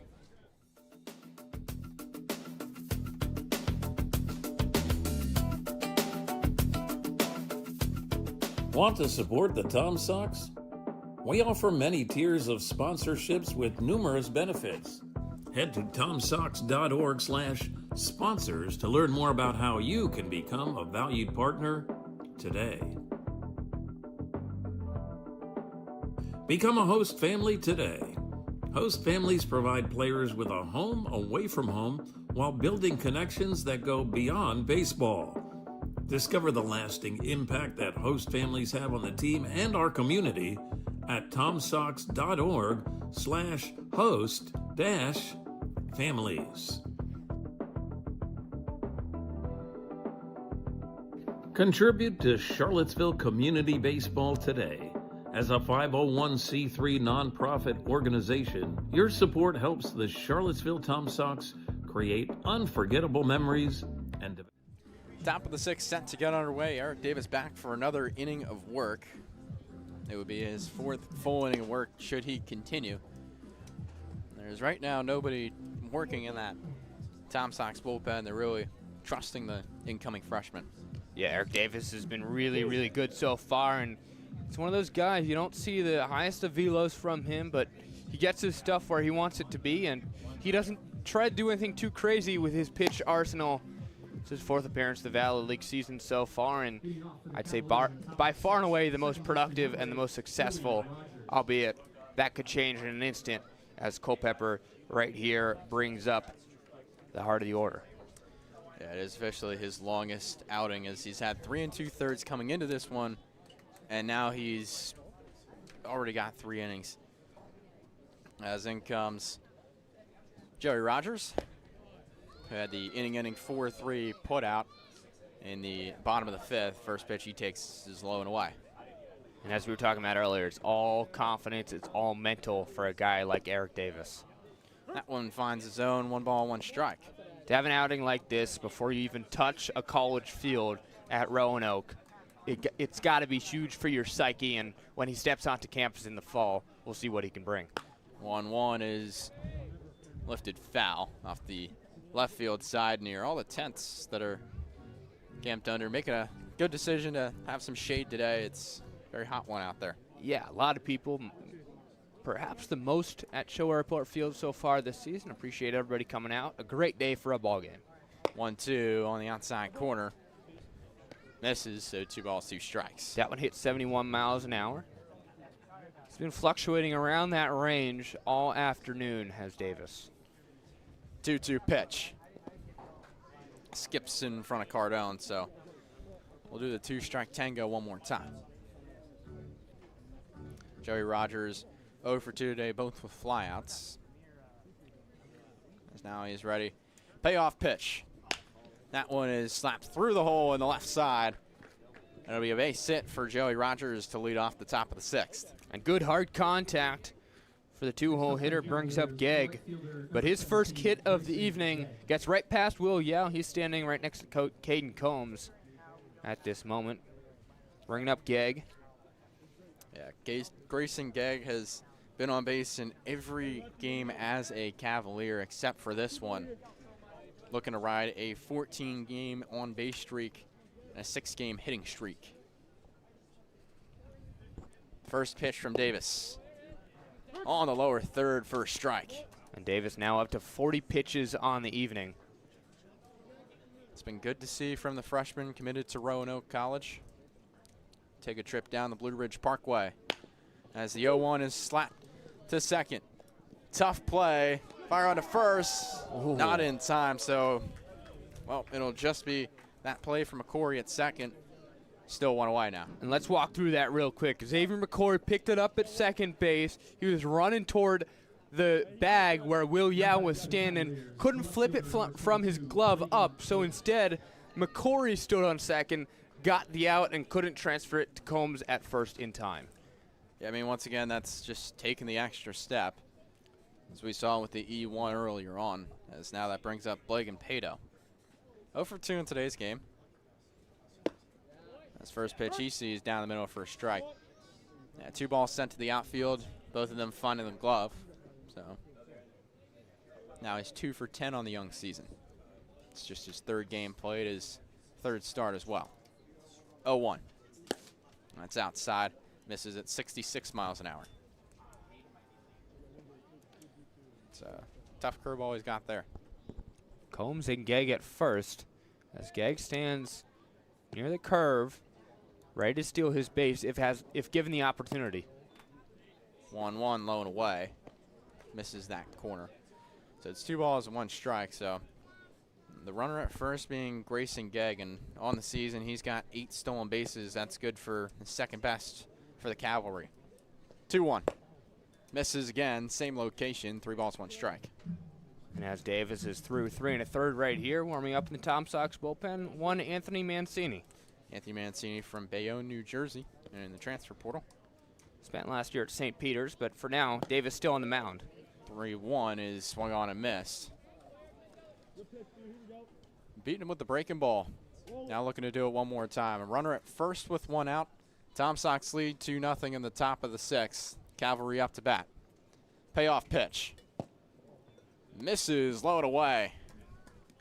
So Pato takes his 90 feet to first as it's now runners at first and second with 1 away. The center fielder, number 41, Johnny Sutrick. And a reminder for Eric Davis, doesn't need to get outs, doesn't need to get strikeouts, just needs to get outs as Will Pearson trots out there to have a conversation with his young pitcher. Will Pearson, also a young coach, a member of the Tom Sox 2024 championship squad, and the whole infield will converge at the pitcher's mound as Mancini warms up and Davis has a quick convo with his coach. Yeah, you get 2 mound visits in an inning. The first mound visit is you can just use it with your pitching coach, but the second, that's when it's it. So, you know, it's just with Will Pearson, it's just with the pitching coach here. I mean, Anthony Mancini is warming. It's been a great effort regardless, and he's about to tie his season numbers, not even his season highest season numbers, because he had 3 2/3 innings pitched, Eric Davis did. Total. And now he might be on the hook for 3 2/3 innings pitched. Right now he's got 3 1/3. Could be 4 if he goes all the way. One of the best outings we've seen from a pitcher all season, regardless of their age. And for Davis to be only 18 years old doing this is very impressive. Seems to be preferred that he goes the distance, at least in the inning. So now in comes Johnny Sutrick. He's 0 for 1 today with a hit by pitch. He swings, misses through that one.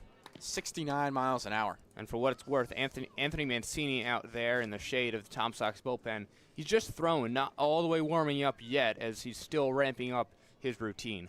0-1. Misses upstairs. Ball and a strike. Mancini in 4 games this season, 6.1 innings pitched, 4.26 ERA. So runners at first and second with 1 away here in the top of the 6th. Pitch, swing and a miss. Quickly, 1 ball and 2 strikes. Top Sox lead 2-0 here as the Cavalry up to bat. Davis looks at the runner at second and Gegg, and back home. 1-2. That one fouled. Really hear that on the crowd mic here, as you can hear Ben Cardone as well screaming towards Eric Davis after that pitch, but just got to keep going right here. 1-2 count, 2 on, 1 out for Davis as Mancini's still there, but he's focused on himself. Yeah, runner at first is Pato, runner at second is Grayson Gegg. Davis back the 1-2 pitch. Misses outside. And Ben Cardone doing a great job catching today. As we talked about in the first part of the game, real improvement from early stints in the season. Now he's got to find his pitch here. 2 balls, 2 strikes, 1 out the pitch. Swing and a miss. He got him. And that's number 3 for Eric Davis on the afternoon. He's already passed half of what his season total for strikeouts was. I mean, it's really been a breakout game for one Eric Davis. You got to love it, but that's going to be it on the day for him. He matches his season total at 3 2/3 innings pitched. We'll have the name and the numbers on the new guy. It's Anthony Mancini when we come back here on Tom Sox TV.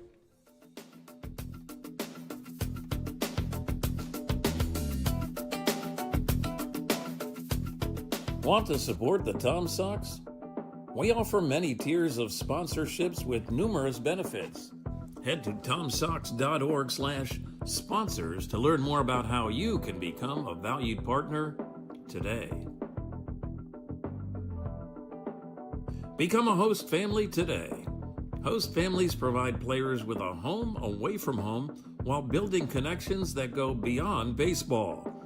Discover the lasting impact that host families have on the team and our community at tomsox.org/host-families. Contribute to Charlottesville Community Baseball today.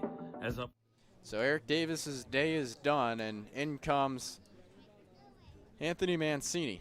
But first we'll have the numbers on Eric Davis. His line is not complete, but he does have 3 2/3 innings pitched, 3 strikeouts and a walk. And he's also got 3 hits allowed in the game. And he'll be on the hook for the 2 runners that are on first and second, should any of them come around to score. But now we also have the numbers on Anthony Mancini. We touched on it a bit earlier, but we'll bring it back for you guys. Yeah, since being activated on June 4th, he's appeared in 4 games, 6 1/3 innings, 4.26 ERA.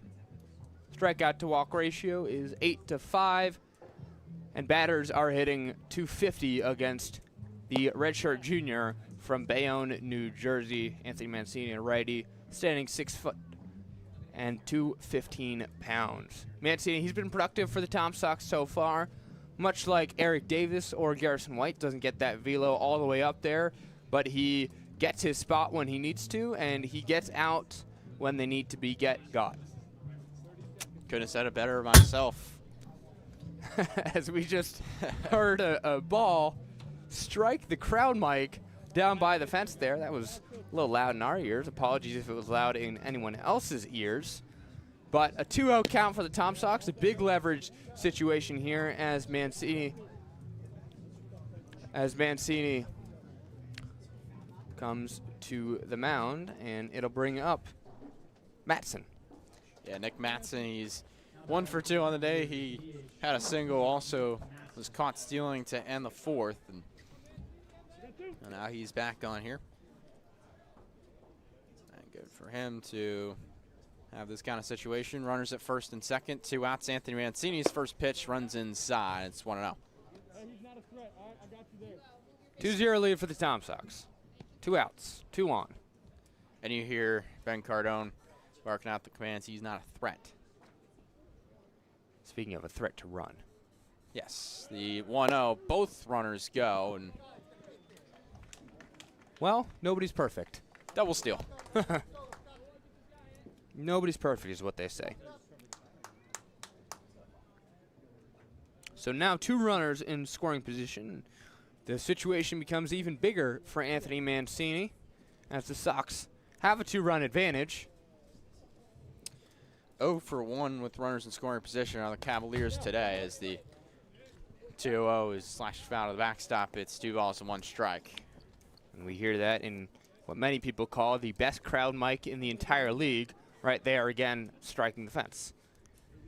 As indeed. With runners on, the Cavaliers are 0 for 11 today.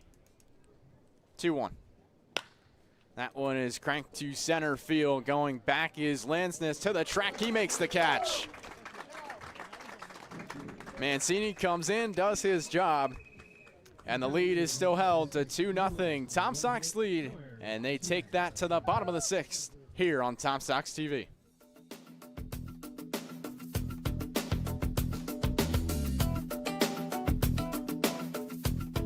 Want to support the Tom Sox? We offer many tiers of sponsorships with numerous benefits. Head to tomsox.org/sponsors to learn more about how you can become a valued partner today. Become a host family today. Host families provide players with a home away from home while building connections that go beyond baseball. Discover the lasting impact that host families have on the team and our community at tomsox.org/host-families. Contribute to Charlottesville Community Baseball today. As a 501c3 nonprofit organization, your support helps the Charlottesville Tom Sox create unforgettable memories and develop baseball's future stars right here in Central Virginia. Visit tomsox.org/donate donate to see how your gift makes a difference. Don't miss a single moment of Tom Sox baseball. Check out tomsox.org/schedule to see when the team is back in action.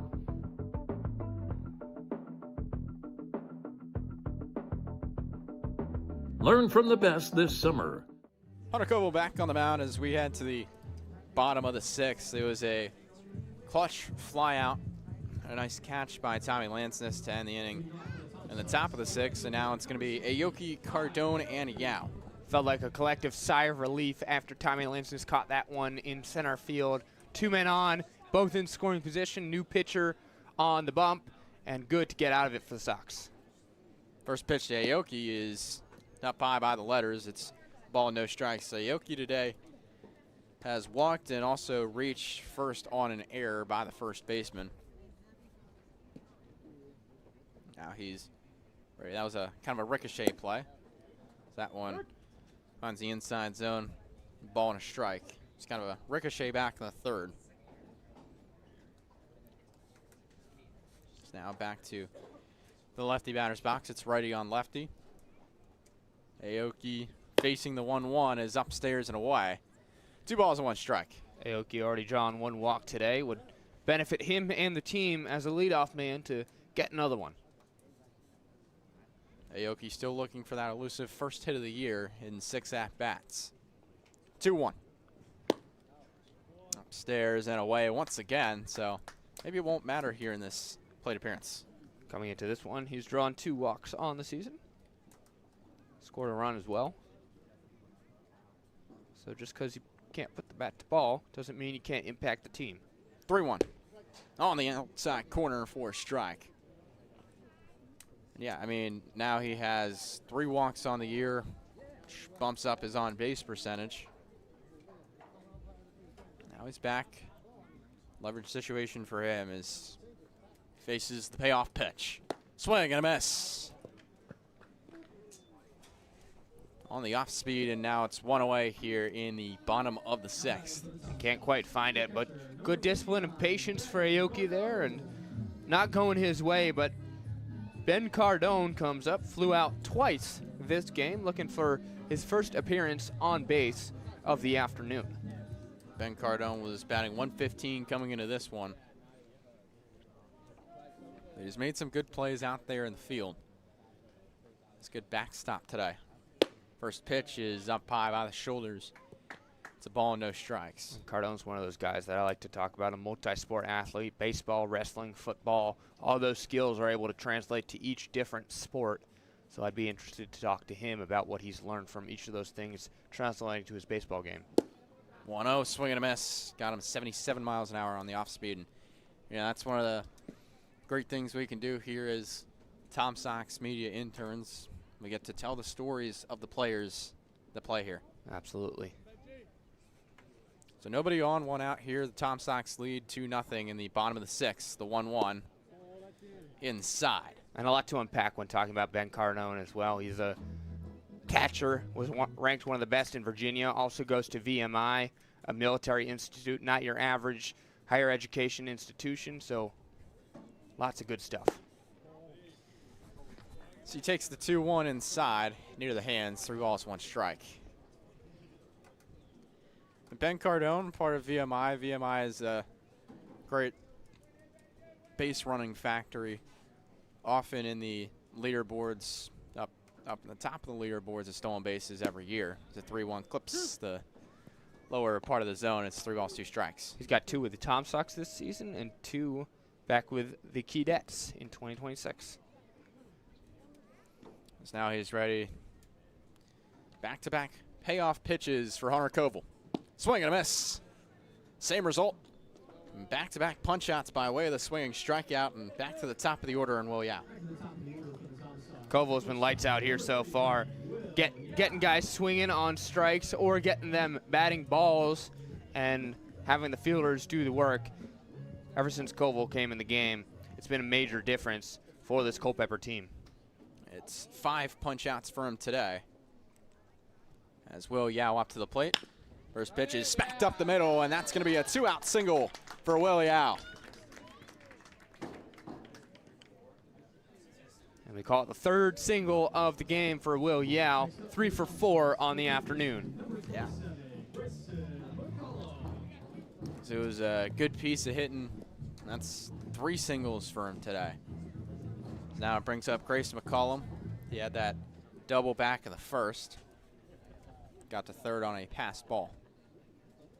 That did not leave the circle of home plate. Check back to Yao. He's back in safely. Remember, Yao is speedy. He's got 4 stolen bases on the year, was caught once. But yesterday he showed his speed, went all the way to leg out a triple. We'll see what now Grayson McCollum can do to get him there. Runner going. And dropping the ball is the catcher in Burnham. And he's already there. It's a stolen base for Will Yao. And there you go, number 1 on the game, number 5 on the season. A couple of days ago, he etched himself in the Tom Sox history books, as we'll talk about in just a second. Indeed we will. So a runner at second, 2 outs here. Tom Sox lead 2-0. The 1-0 is punched foul. Will Yao with 3 stolen bases earlier in the week. Only the 3rd player ever to have that number in a single game. Very impressive from the youngster, and what we were talking about, Landon Weaver and I, was his confidence and his mental ability early in this season. And that was tied for the 2nd most in a game in franchise history. So now he sits at second. 1-1. That one is lined back up the middle. They're sending the runner. Yao is headed to home, and he's in there. It's a 3-0 ball game for the Tom Sox here in the bottom of the 6th. And good for the Sox to finally get back on the board. Their first of the outing with Hunter Koval on the mound, and really productive for Charlottesville to be back in this position. That's VBL South Hitter of the Week to you. Tommy Lansness steps into the lefty batter's box. He's walked twice today and lined out back in the 4th his last time up. Ready on lefty, Hunter Koval on the bump. That one is chopped to second. Rogers flips to short, and the fielder's choice gets him out of the inning, but not before Tom Sox put 1 more on the board. It's a 3-0 ball game. Tom Sox lead. Here's we head to the top of the 7th on the Tom Sox Broadcast Network.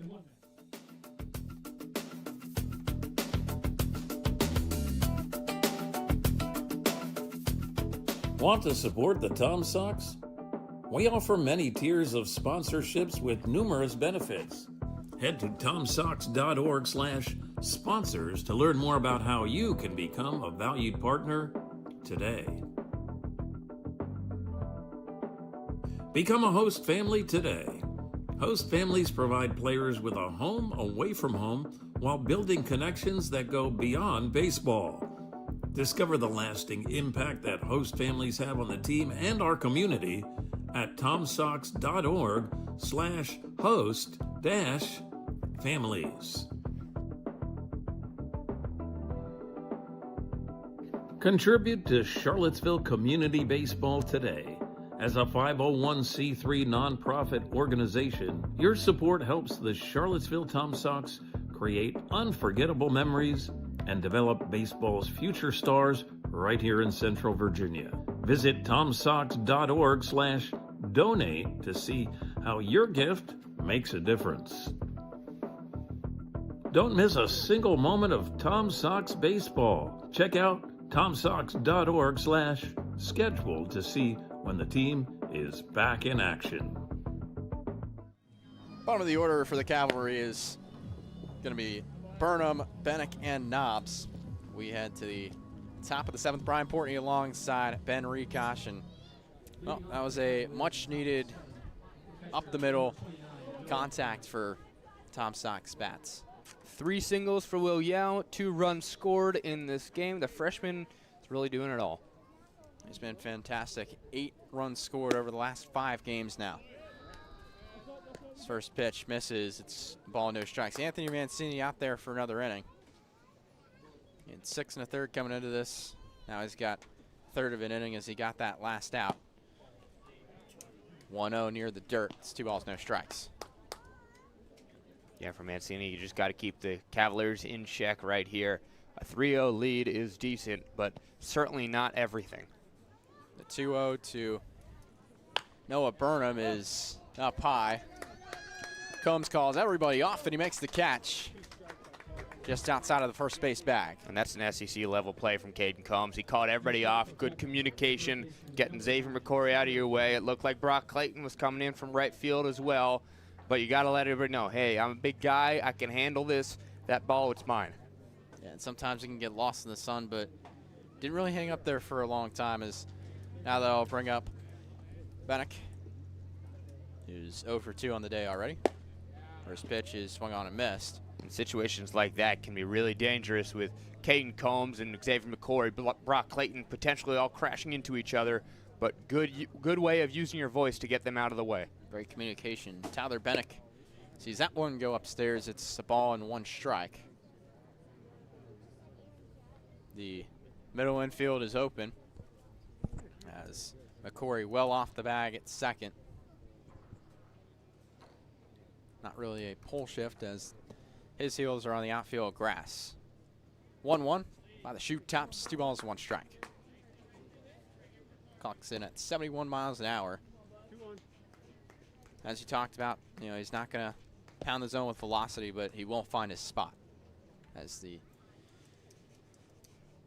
2-1 pitch finds the lower part of the zone, it's 2 balls, 2 strikes. And that's what's important for a Charlottesville team that sits at 6-10 right now. You don't have to be flashy, you just have to get it done.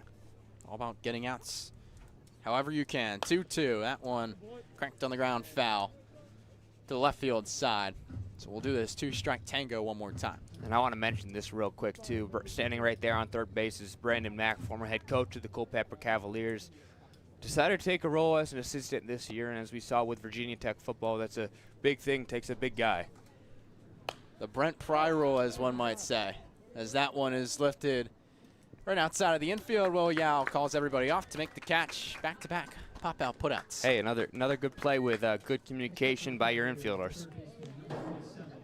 Love to see it there. Is now that brings up the bottom of the order in Tyrus Knobs. But all that to say, kudos to Brandon Mack. I'm sure it wasn't an easy decision for him to come back to Culpeper in an assistant role, but making his mark on the Cavaliers here in this young season. Yeah, making the most of it. Tyrus Knobs struck out back in the third. As he watched that one go down low, ball, no strikes. Cavaliers and Tom Sox have had some good battles in the Culpeper franchise's young history.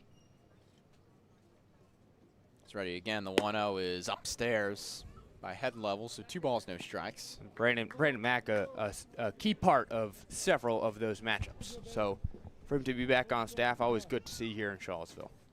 He really has been playing a key piece wherever he is in that coaching staff, and always nice to see the Cavalry coach. 2-0, swing and a miss. Tyrus Knobs tied for second on the Cavaliers in walks drawn. He is 10 coming into this one. Had a fielder's choice by the 3-6 put out back in the fifth. Righty on lefty again, the 2-1 pitch. That one is yanked foul to the left side, and not a play. For Anthony Mancini to be an account like this, 2-2 with 2 outs quickly in the inning, it'll do huge things for the potential of his day and the rest of the season. Bases are empty. Tom Sox with a 3-0 lead, looking to take that to stretch time. Here in the top of the 7th. With 2 outs. 2-2 pitch. Swing and a miss. He got him. It's stretch time from the show. Tom Sox lead 3-0. We'll be right back here on Tom Sox TV. Champion, Charlottesville Tom Sox. Highlight videos, game recaps, full games, in-depth interviews, and so much more on the official digital home of the Charlottesville Tom Sox.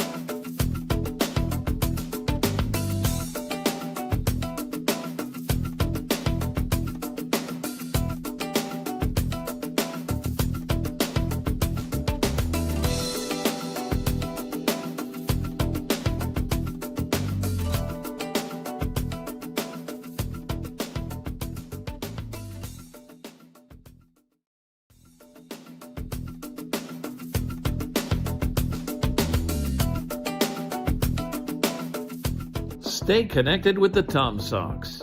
Follow at Seaville Tom Sox on Instagram, Facebook, YouTube, TikTok, and X for the latest team updates and primetime content.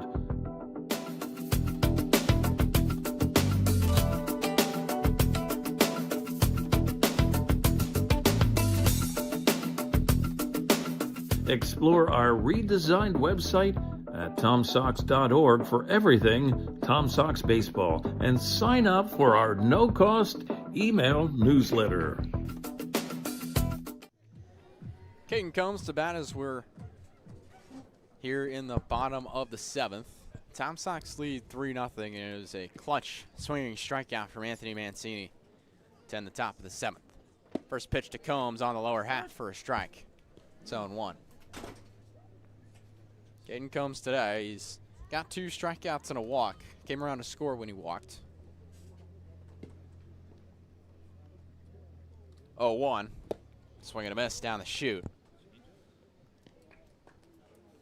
Caden Combs was telling us yesterday just about how he has to find his timing in this new setting of summer baseball and these new pitchers that he's not used to facing. Pierce Bowles warming in the bullpen for the Cavalry. It's the 0-2. Misses low and away. A ball and 2 strikes. And Bowles out of Covington, Louisiana, LSU Unice. LSU Unice, one of the top JUCO programs. It's the 1-2. Misses, same location.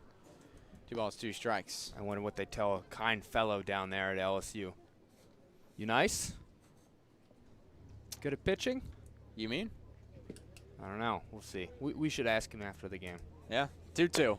That one chopped on the ground, foul by the dugout of the Cavalry.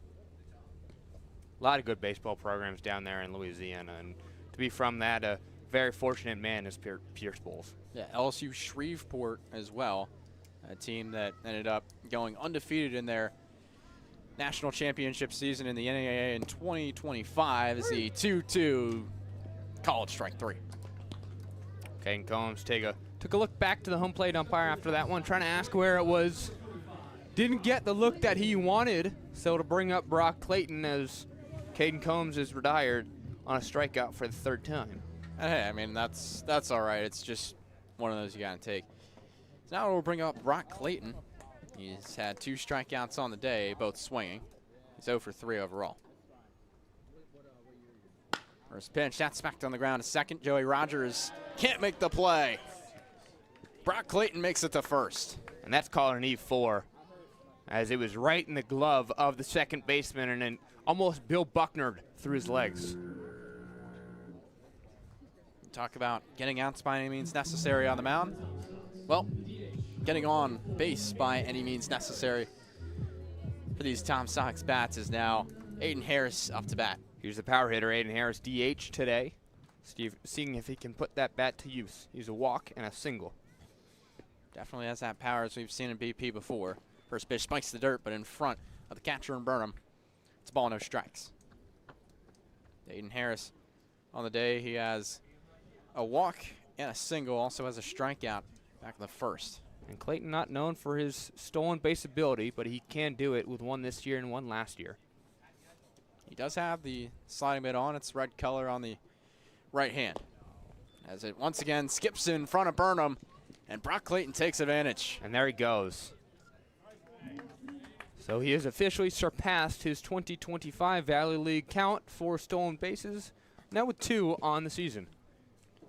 Again, you'll take that by any means necessary as Aiden Harris back in the box. With the Tom Sox, who are 1 for 9 with runners in scoring position today. 2-0. That one lifted foul right back behind us near the concession stand. And what's been the name of the game, Port, for the Sox during this winning streak that they just finished up? It's been taking advantage of other teams' mistakes, and they did just that as Clayton gets on second through an error and then through a misfired pitch. 2-1 is a little chin music for him, and so it's 3 balls and 1 strike. They will say that he did steal second. So, indeed, it is his second on the year. Wasn't doubt you there. Just had to get the official word. Another appreciation to Chris Cullinan, our scorekeeper all season from Show Airport Field. Big props to him. 3-1. Finds the outside zone, so it's now going to run the count full. The runner at second and Brock Clayton. There's one out here in the bottom of the 7th. Tom Sox lead 3-0. Payoff pitch. Up high, ball 4. He'll take it by any means necessary, and that's been the story of the bottom of the 7th. And good patience for Aiden Harris to let that one sail as he could see it. And then the Tom Sox have 2 on now, and a mound visit from Culpeper, but to work that full count on the pitcher and then get on first. Now 2 men on as you bring up Xavier McCory. They're not fooled by the breaking stuff, the breaking ball stuff later on in this game. They weren't there, and now it's going to be a quick mound visit. You just imagine it's between the pitching coaches. There is nobody currently warming in that Culpeper bullpen. Looks like Bowles is just walking around the dugout. Seems as though he finished his warm-up, letting the coaching staff giving him another minute, and McCory will step up to bat with Koval still on the mound. Koval has extended his day very long today. He's been productive for the Cavaliers, but now with 2 men on, might see a change coming soon. It's kind of the battle of the openers as the bullpens have been extending their outings. Koval and Davis for Culpeper and Charlottesville, respectively. As now it is Xavier McCory back in the number 54 jersey. First pitch he sees is down low, right in front of Burnham. We've had some mishaps with jerseys so far this season. Xavier McCory donned 52 for a couple games. Brock Clayton also with 45 now permanently. Bye-bye, number 34. You'll be missed. Yes, he will. Xavier McCory. It's righty on lefty with 1 man gone. 1-0. Outside, ball 2. The runner at first and second, Aiden Harris and Brock Clayton respectively. Both of them seeing time at the Power 4 level.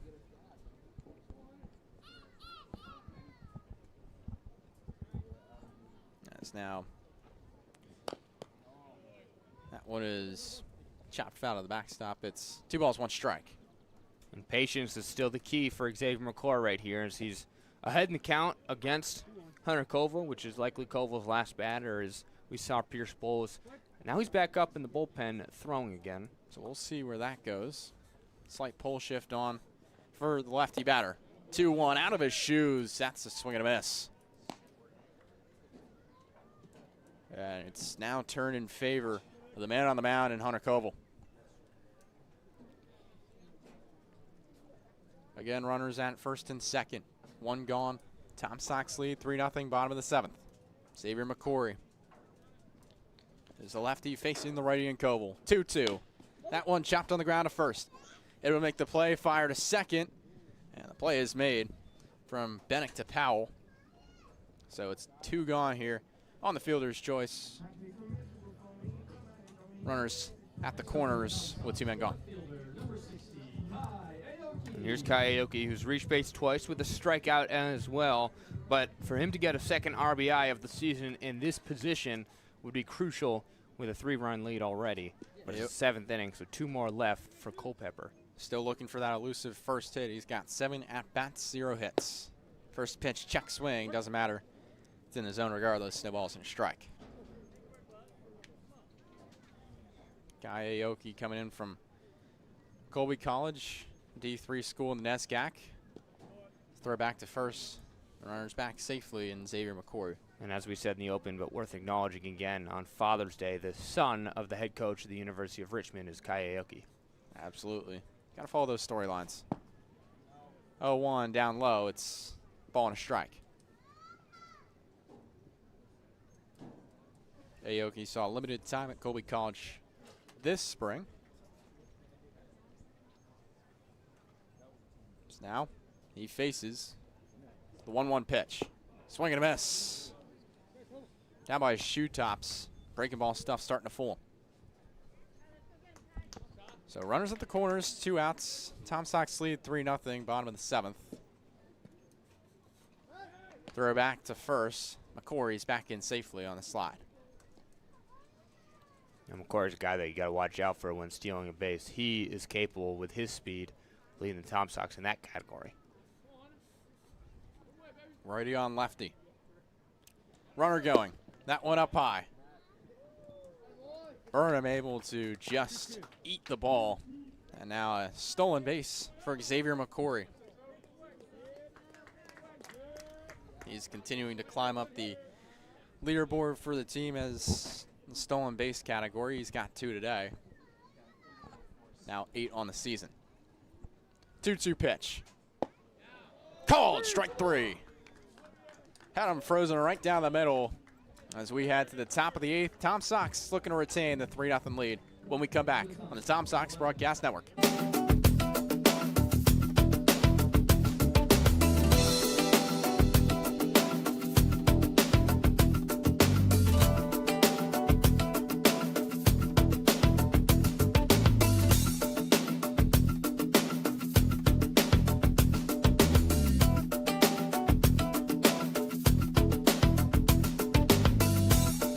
Subscribe to the official YouTube channel of your 4-time Valley Baseball League champion, Charlottesville Tom Sox.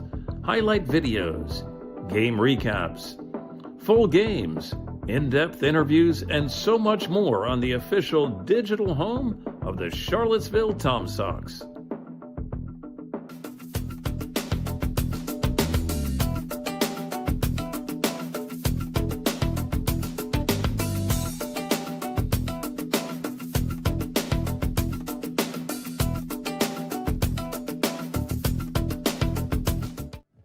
Anthony Mancini back out there for another inning of work. It's Brian Portney alongside Ben Rikash on this sunny Father's Day, and it's been a good one. Still low scoring, but I mean, it's been a lot of action out there on the base paths. After a 1-2-3 inning, it'll bring up the top of the order for the Culpeper Cavaliers here in the 8th inning. 3-0 is the lead for the Tom Sox, but as we know in the game of baseball, that could be erased in just an instant as Powell, Rogers, and Gegg will be up to bat. We've seen it happen before. Ty Powell. And what that means is Anthony Mancini and the rest of the Tom Sox defense has to keep the same discipline they've been playing with all game. Absolutely. Ty Powell coming into this game 3rd in the Valley League in hits. He had 20 pregame. On the outside corner for a strike, it's 0-1. On the first pitch from Anthony Mancini. Get another righty on lefty matchup. We've seen a couple of the southpaw matchups today. 0-1. Misses outside. Ball 1 strike. Ty Powell, a sophomore from Fulshire, Texas, all 6'1", 174 pounds. The 1-1, swing and a miss. Down the chute. Got him on the fastball. Some heavy cheddar. He might look to do it again. Mancini ready? 1-2. Called, strike 3. On the lower half. And it's back-to-back punch-outs for Anthony Mancini. Beautiful pitch from number 57. Just finding his spot right there, as we said. Not super high velo, but he gets the batters to swing and miss, and that's what counts. Worth noting, warming up in the Charlottesville bullpen is number 22, Connor Hedgepeth. But Mancini looks like he has a little bit of leash for now. Mancini's still on the bump. First pitch runs inside. To the next batter, and Joey Rogers. He's 1 for 3 today, had 2 flyouts, but had a single his last time up. And was a victim of the fielder's choice. 1-0 is cracked to short. Yeah, makes the play on to first in time. That's butter. Beautiful shortstop ability by Will Yao right there. Not an easy play. It all right down the same, but that 6-3 play is made looking easy by Will Yao. It is really a marker of how good you are by just how much you make it look easy, as now Grayson Gegg up to the plate. First pitch down low. And for him to make that still a little bit of hop as he was crossing from the dirt to the grass, still very impressive to me as a freshman. Got to make the extra step. He's veteran for his age. 1-0 outside corner for a strike. There's a reason that so many MLB teams were looking at taking him with their draft pick, as we have a conversation right here between our home plate umpire and the dugout for the Culpeper Cavaliers. Home plate umpire today is Mike Mackey. First base umpire Matthew Perriman, and the man at third is Nathan Hamlet. They'll give that a warning to the Culpeper dugout. I think they were complaining about how the game was being officiated. It's just talking about balls and strikes. You know, it's just about controlling the controllables, and that's really on both sides. The 1-1 pitch. Can't catch the zone on the inside part. It's 2 balls and a strike. So the bases are empty with 2 men gone. Tom Sox lead 3-0. Cavaliers up to bat in the top of the 8th. It's the top of the order. 2-1 in there for a strike. Lower half again. And Gegg not happy with that call, as he thought it was down and below the zone. But regardless, 2 strikes now for number 17. A little hop, step, and a jump after that pitch was called. 2-2. That one down low by the shoe tops. Kicks up some dust while he's at it, and that'll run the count full. Still beautiful weather here at Chill Airport Field. A little more cloud coverage than the start of the game, but temperature still hot. Mancini looking for strikeout number 3. You'll have to wait one more, as that one was fouled off. Listed as 88 degrees here in Charlottesville, Virginia. Great afternoon in the Valley Baseball League. It's a beautiful day when you're in an AC press box. That makes it easy for us. 3-2. Outside. Ball 4. So that'll bring up Blake and Pato with 2 gone. Next up for Culpeper, the left fielder, number 22, Blagan Pato. So Blagan Pato on the year, no walks coming into this one. He did have one back in the 6th. That was his last time up. Otherwise, he's 0 for 2 today. Only his 3rd game of the Valley League season. First pitch. That hits him on the left elbow, and he throws the gear towards the dugout, and all of a sudden, runners are first and second with 2 men gone. And it barely got him, but it did get his elbow or part of his forearm onto that protective brace right there. So he walks to first. No harm, though, but he knew it, as did the pitcher, as did the catcher right away. So now that'll bring up Johnny Sutrick, the all-important, all-dangerous batter in the 5-hole. Runner going to third. The throw there is not in time, and it's off the mark. So a stolen base for Grayson Gegg. Blake and Pato holds steady at first. Mound visit for Will Pearson. Wondering if he's just calming his guy, Anthony Mancini, down as Connor Hedgepeth continues to warm up in the Sox bullpen under that shaded tent there. Randy Tomlin off the top step. Well, there is no top step, but he's motioning towards his bullpen, looking towards Hedgepeth, giving him a sign. Just checking on the signal of him, maybe the status of where his warm-up routine is going. But for Mancini, only one more out needed to end this inning here, and certainly something that he can achieve. 2 runners on, still a 3-0 lead for Charlottesville, so swing of a bat, anything could happen. But Mancini has been productive all day, and they'll let him close out this batter. Yeah, I mean, you got to think it's potentially his last batter, because Hedgepeth was shut down in his last game against Harrisonburg, but you really don't want to have to waste arms. You just want to get this guy out. So again, here we go. It's Johnny Sutrick. 1-0 pitch. Can't find the lower part of the plate. 2 balls, no strikes. Johnny Sutrick hasn't walked today, but he did get hit by a pitch back in the 2nd. Was caught stealing that. 2-0 runner going and swing and a miss. Indifference, and now it's going to be a bit of a pickle with Grayson Gegg, and Grayson McCollum tags him out. It's Grayson on Grayson as we head to the bottom of the 8th. Tom Sox hold on to that 3-0 lead.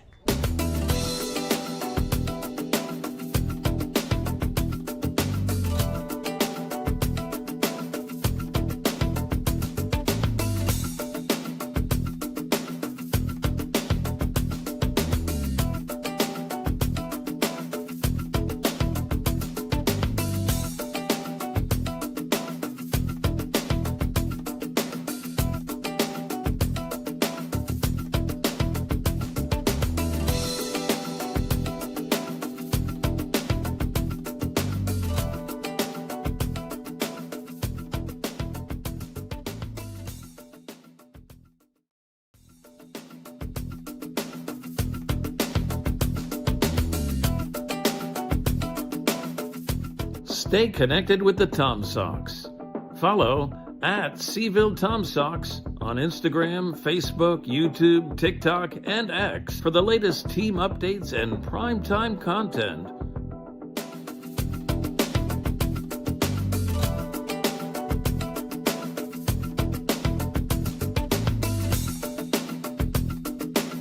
Explore our Pierce Bowles, the new man on the mound for the Culpeper Cavaliers, as we are here in the bottom of the 8th. Tom Sox lead 3-0, and well, we have the final line on Hunter Koval. 4 1/3 innings pitched, 3 hits, 1 run that was earned, 7 strikeouts, 1 walk in 19 batters faced. So now we have the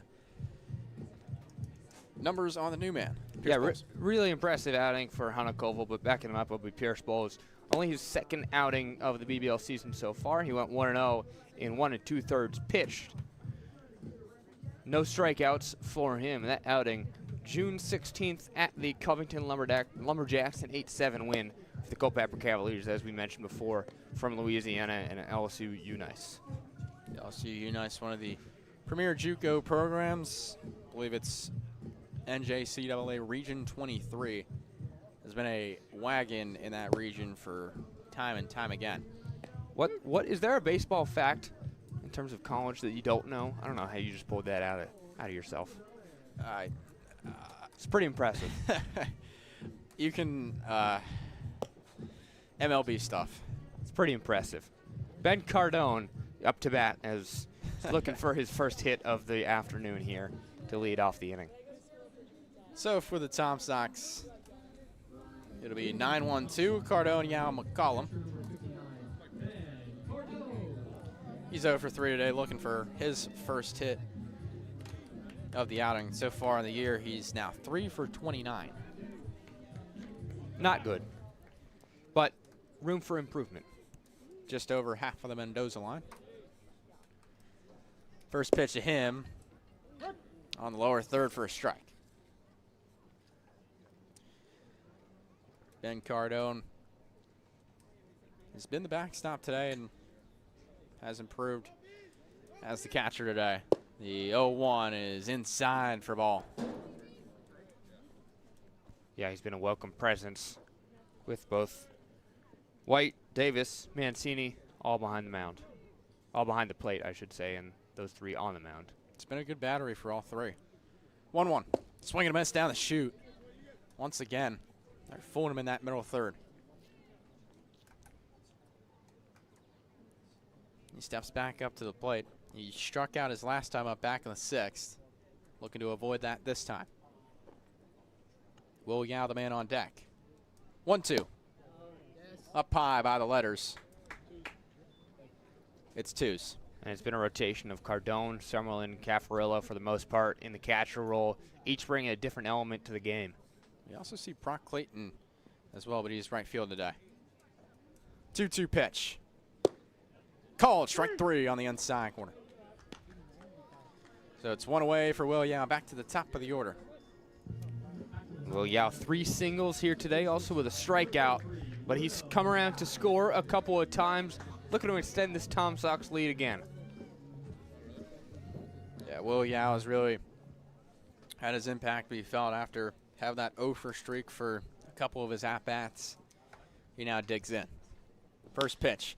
That one in the air to shallow right field, but coming on to make the catch will be Grayson Gegg for out number 2.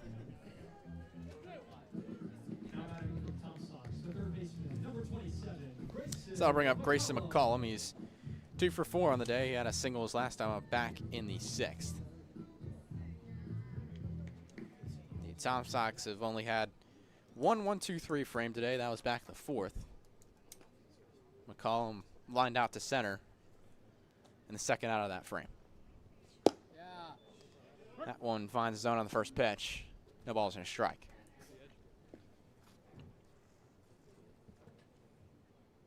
Now, Grayson McCollum losing his lead in the stolen bases leaderboard for the team this year.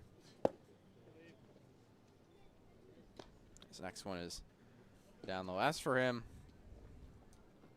well, he did have 6 stolen bases. Come on, Pierce. Now he digs back in. Against Pierce Bowles from the windup. Yeah, that one in there for a strike. It's 1 ball, 2 strikes. As quickly as we have introduced this inning, it is quickly no men on, 2 outs here. Tom Sox lead 3-0. Bottom of the 8th. Could be their last opportunity. 1-2 pitch. Runs in, almost hits him. I think it nearly did hit him. I thought it did. He backed out of the way, didn't go to first. I learned that it didn't. What it did hit was the fence, which then vibrated towards the microphone. So one more time, apologies for that sound. Appreciate you guys for sticking around on this Father's Day Sunday. 2-2 pitch. Up high. I don't run the count full. Grayson McCollum doesn't have a walk to his name today, but on the season, he has 7. Also has 11 strikeouts. Now ready, the payoff pitch. Swing and a miss. So now the Tom Sox 3 outs away. They lead 3-0 when we come back.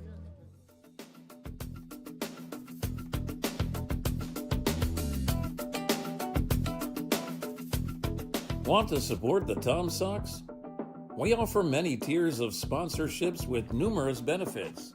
Head to tomsox.org/sponsors to learn more about how you can become a valued partner today.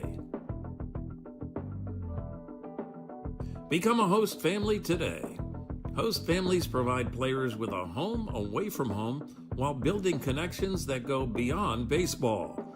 Discover the lasting impact that host families have on the team and our community at tomsox.org/host-families.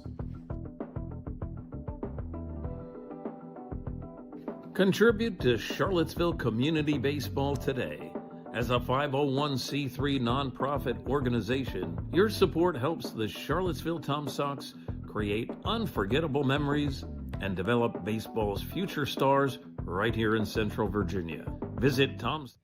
Connor Hedgepeth, the new man on the mound. Anthony Mancini's day is done. We'll have the numbers on him here. Anthony Mancini went 2 1/3 innings pitched of shutout ball, as the Bayonne, New Jersey native had 2 strikeouts, 1 walk, no hits or earned runs allowed, no runs allowed as well. So we Connor Hedgepeth, and we got the numbers on him. Ben, what do you got? Yeah, Connor Hedgepeth, his 4th appearance of the Valley League season so far. His longest was last week, the 17th, against Harrisonburg. He went 2 full innings, struck out 2 batters as well. He allowed no runs in that one, so hoping that number 22 can keep up that same theme of good baseball for the Tom Sox. It was a little turnaround last week in Harrisonburg. Really promising, as you were on the call, to see what Connor Hedgepeth could do. Yeah, I mean, Connor Hedgepeth, probably one of the best breaking ball pitchers on the Tom Sox roster. Second to maybe Brandon Dahlman, but now that he's really been able to do a lot with that, I think he's about to earn that title back. As the Tom Sox can taste another victory here, just a couple of outs away. It's important that they keep their mindset on the game at hand and don't let anything get ahead of them. Just one batter at a time. It's now Johnny Sutrick up to bat. His first pitch, he takes that to left center field. Going back to the track, making the catch is Tommy Lansness. That's out number 1. That ball was hit well, but Lansness and Aoki, good communication to see who had it. It was in literally the exact middle spot of the two outfielders right there. Tommy Lansness got it, and that's out number 1. But once again, as we saw on a play at short, a play at first, and now a play in the outfield, very good communication by this Tom Sox team. It's just a team that is gelling together better. So now the next man up. That's called strike. Nick Matson. He's 1 for 3 on the day. Fly out to center. Tommy Lansness back in the 6th. As Mancini's first batter face. As the next one spikes the dirt. Ball and a strike. Hedgepeth, 6 foot, 185. A little bit of a smaller guy from Virginia as well. As I said, his 4th appearance in the Valley League. 1-1 from him. In there for a strike. On the lower half. And 1 pitch away from being 1 out away. Hedgepeth trying to be in line for his first save of 2026. 1-2. Right back up the middle, and that's a 1-out single for Nick Matson. His 2nd hit of the day. As now the tying run is on deck. If you're Connor Hedgepeth, it's important to just keep your head up after that one. You see he was a little dejected after he couldn't grab the ball that went right by his feet. But this lends itself to good double play depth for the Tom Sox infield. Indeed, and that's how they'll shade. Noah Burnham up to the plate. Popped down his last time up. First pitch. In there for a strike.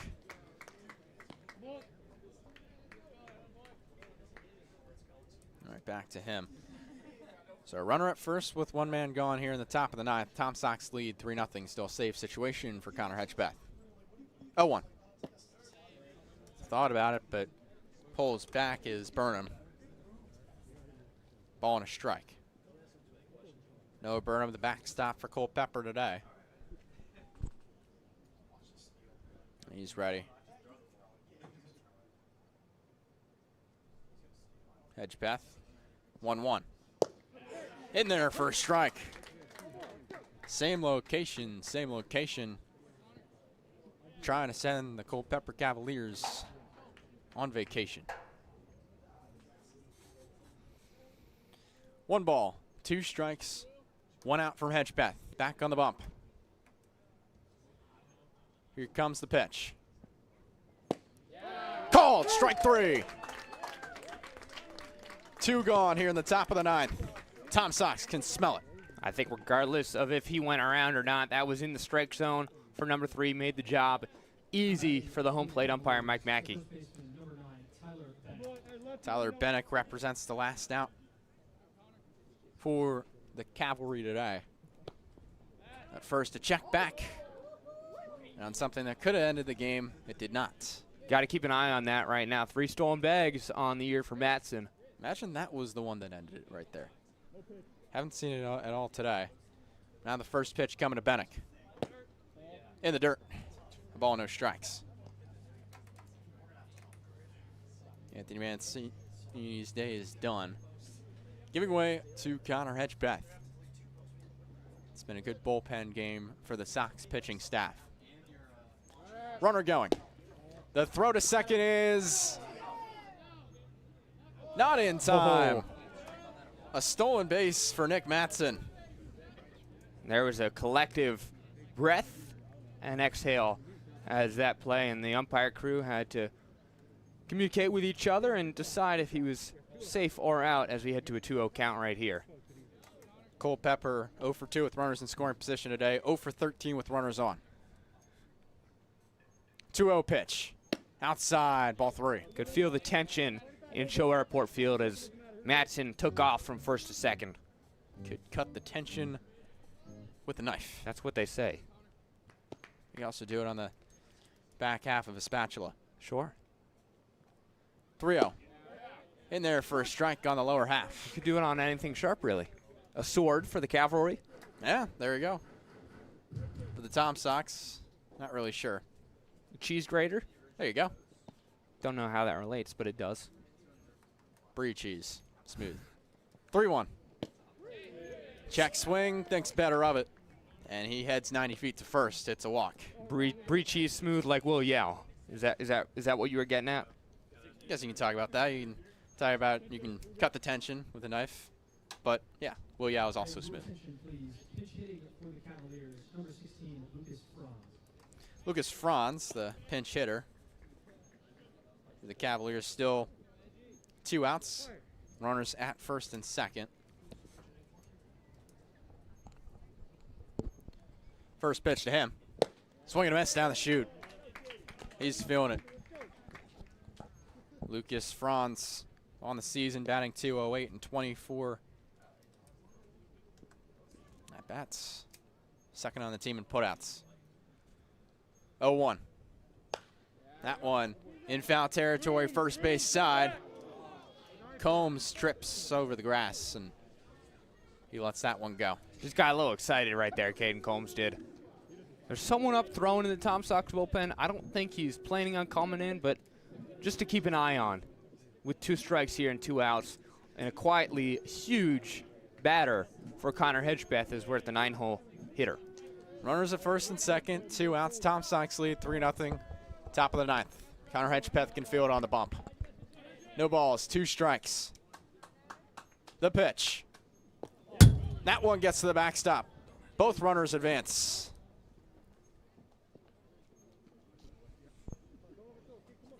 Tough spot for Connor Hedgepeth. Just wants to get out of this one.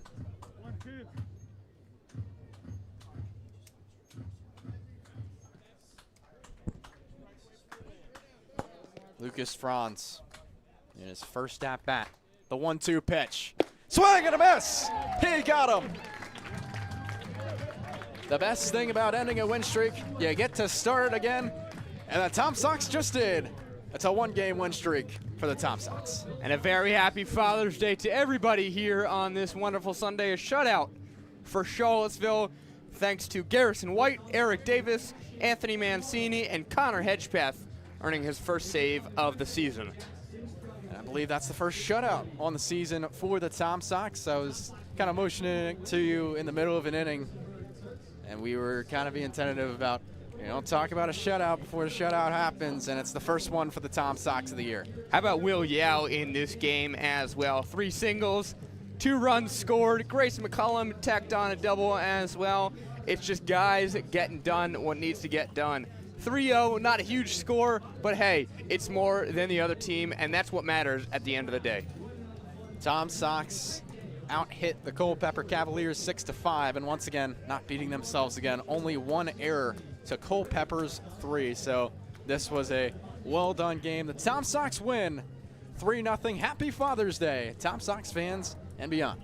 We have a schedule that resumes next Tuesday in Covington, off day tomorrow, as the Tom Sox get a much-deserved break after a heavy week of baseball. And then Wednesday, Thursday, Friday, Saturday, and Sunday, they'll continue their reign. And hey, this is some positive momentum going into a break. We'll see you after the break from Ben Rikosh. Special thanks to him. A special thanks to the PA announcer today, Luke Stefanisco, our faux producer, Matt Becker, our beat writer, and Landon Weaver, and of course Mason Divers, our scoreboard operator. Emmy Franklin on music, Chris Cullinan scorekeeping, Owen Gearhart doing the graphics, and everybody at Cho Airport Field for making this happen. I've been Brian Porty saying thank you so long. We'll see you next time right here on Tom Sox TV.